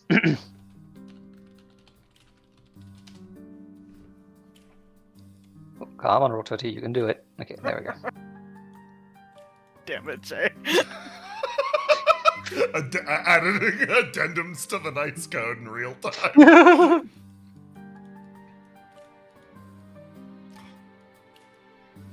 So there's a lot going on. You immediately Yes. kind of going to a very, like, busy place. It's kind of crazy, especially for 66B. Like, you've never seen ever the bar like this. Like, it's always been empty.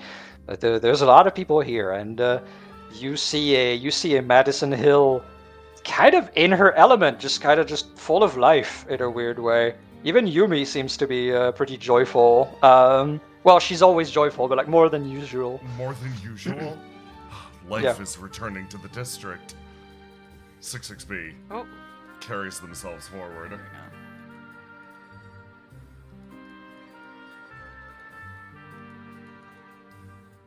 And sort of like waves over to Madison. Mm-hmm. You sort of wave to Madison. She immediately kind of smiles and sort of taps the counter over here where there's an opening. Slide their way down and sit down. It's been far too long. It's been forever. How are you oh my goodness, you're all shut up. There, many things have happened. I guess. Well, as you Piper can see, a pats lot the has back happened. of Oh, this hello. chair. For Brennan. Just Brendan is like, he's looking like between Madison, you, the chair, and then the very obvious leader of the agricultural district over there, but he sits down eventually. Well, this is Brendan, and we'll lead in and explain the situation to Madison really quickly. Oh my god. How in detail do you actually explain that you guys are like a team and everything? For Yeah, that and like stuff, the deal, As etc., soon- and then moves As on soon to as Piper, yeah. they start to be like, and this is, and we Yeah. are, Piper immediately puts a bony hand on the back of their armor. Maybe that should be in private. Yes, it is rather lively today. All right, we have a lot to catch you up on. I guess so. Well, it will have to be later. Unfortunately, I can't really get away from the bar right now. As Understandable. yes. Okay. Well, it seems to be important, and I trust you that it's in our best interest. So, anything I can help with? They sort of like look over at the leader of the agricultural district. What's the situation with that table over there? How long have they been there? Oh, quite some time. She kind of leans in. They have been dealing with a lot of different people coming in, and a lot of phone calls. I think it has something to do with the various protests outside. Yes, we're about to add more to their plate. Well, good luck. She seems like a fiery one. I see.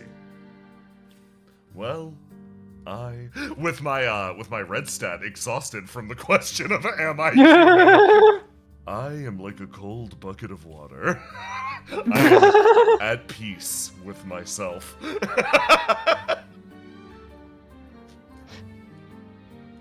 Well, I am glad. Are you okay? I have never known. Oh.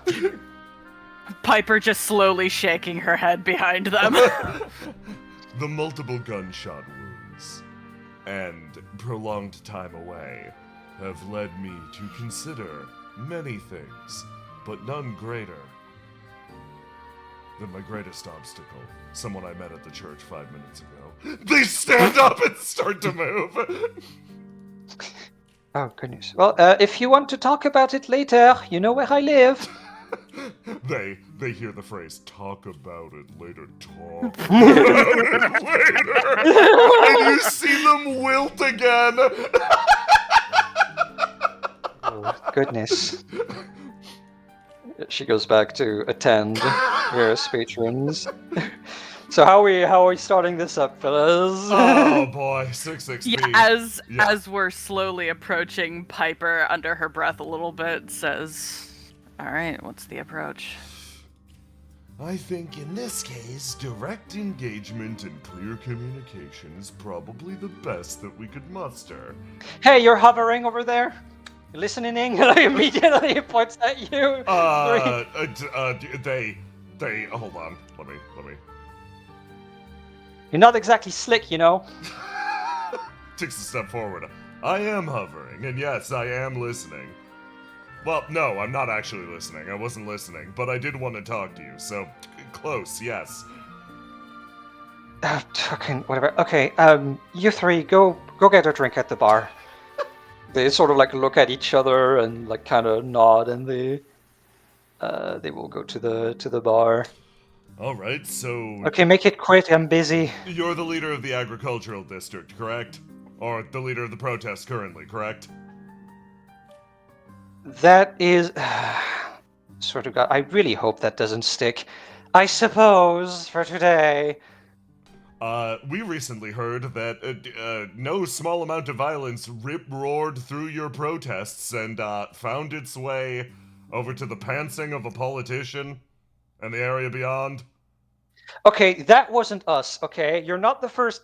She looks at you, journalist. No, that wasn't us. That was not. No, that was an unrelated incident, and I have proof of that. It's on. literally on TV. Hang It's a on. matter of a local Yeah, yeah. gang.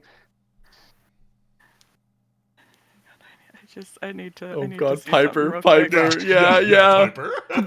Piper just like before was just kind of like a little bit slouched, like was kicking back on the back two legs of the chair, and now she just kind of like slinks a little bit further down and kind of like wiggles her hat down a little further.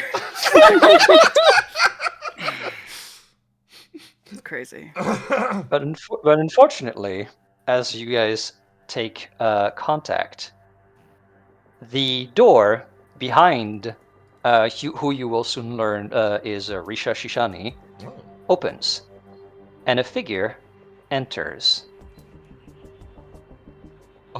Oh, family time. He walks up to who you will soon understand is her sister, and simply says, "Risha, we need to talk."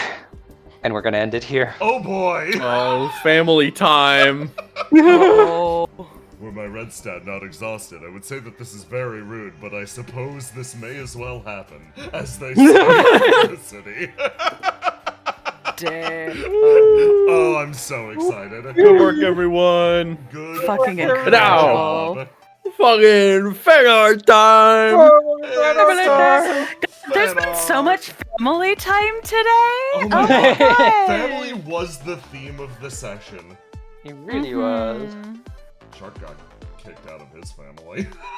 No, he hasn't been chucked out. Or chucked out. He hasn't been Chucked out. God damn it.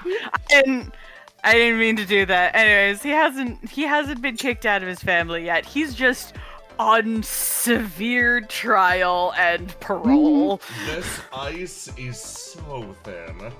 It's paper thin, baby. Okay, let me screen share over to you guys. I am excited. There we go. Oh, Okay. yeah. And then swap over to the fan art.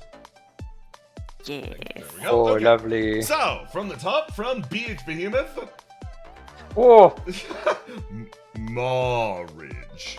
Marriage is what brings us together.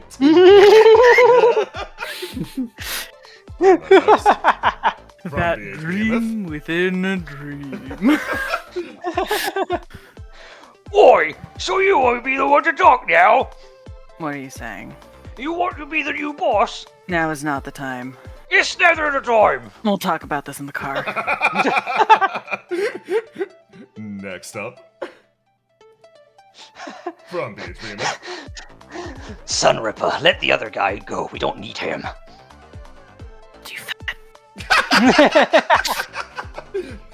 Next up, BH Behemoth. Here's my number.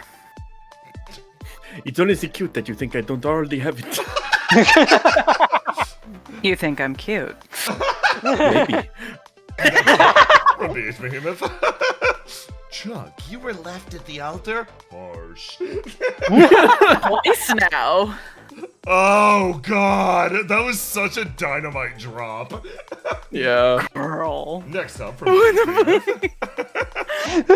It's times like this that I, as a neutral party, can't speak. Do it! Do it! Do it! That is just though. Yes! Yeah.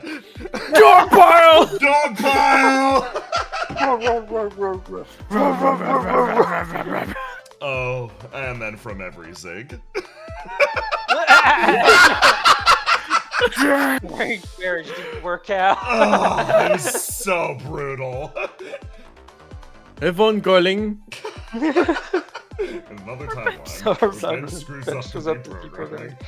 Oh, Fucking very God. sad. Finally, last but not least, from BH Behemoth. It's quite busy here. You all look quite happy. Ah, yes, you would not believe the amount of gossip I've gotten a hold of. It's like they have never even heard of a news angel before. I'm so happy. I'm so happy she's thriving. She's thriving. I'm Oh, yeah, She no, is so getting so much happy. enrichment. You don't understand the lights that turned on in her eyes when she saw a lady that kind of looks related to another lady show up Yeah. to the fucking agricultural district leader table and be like, "We need to talk." Yumi just In- the swivel chair slowly turning. Oh, do go on. Okay. Martini in hand. No, the sound of a neck cracking as her head snaps around 160 degrees and then her body slowly follows in the swivel chair. Oh god. Okay, so with that, I believe we are taking a break next week? Yes, there will not be NECROVERITAS next week. I don't know about the week after that. We should be back, but I don't want to make promises. But yes, next week for sure, we won't be able to run. But yeah, so thank you all so much for showing up today. No, This was great. great. Wonderful session. Thank you to my fellow players, and thank you to my GM, and thank you, chat. Say goodbye, everybody. Bye.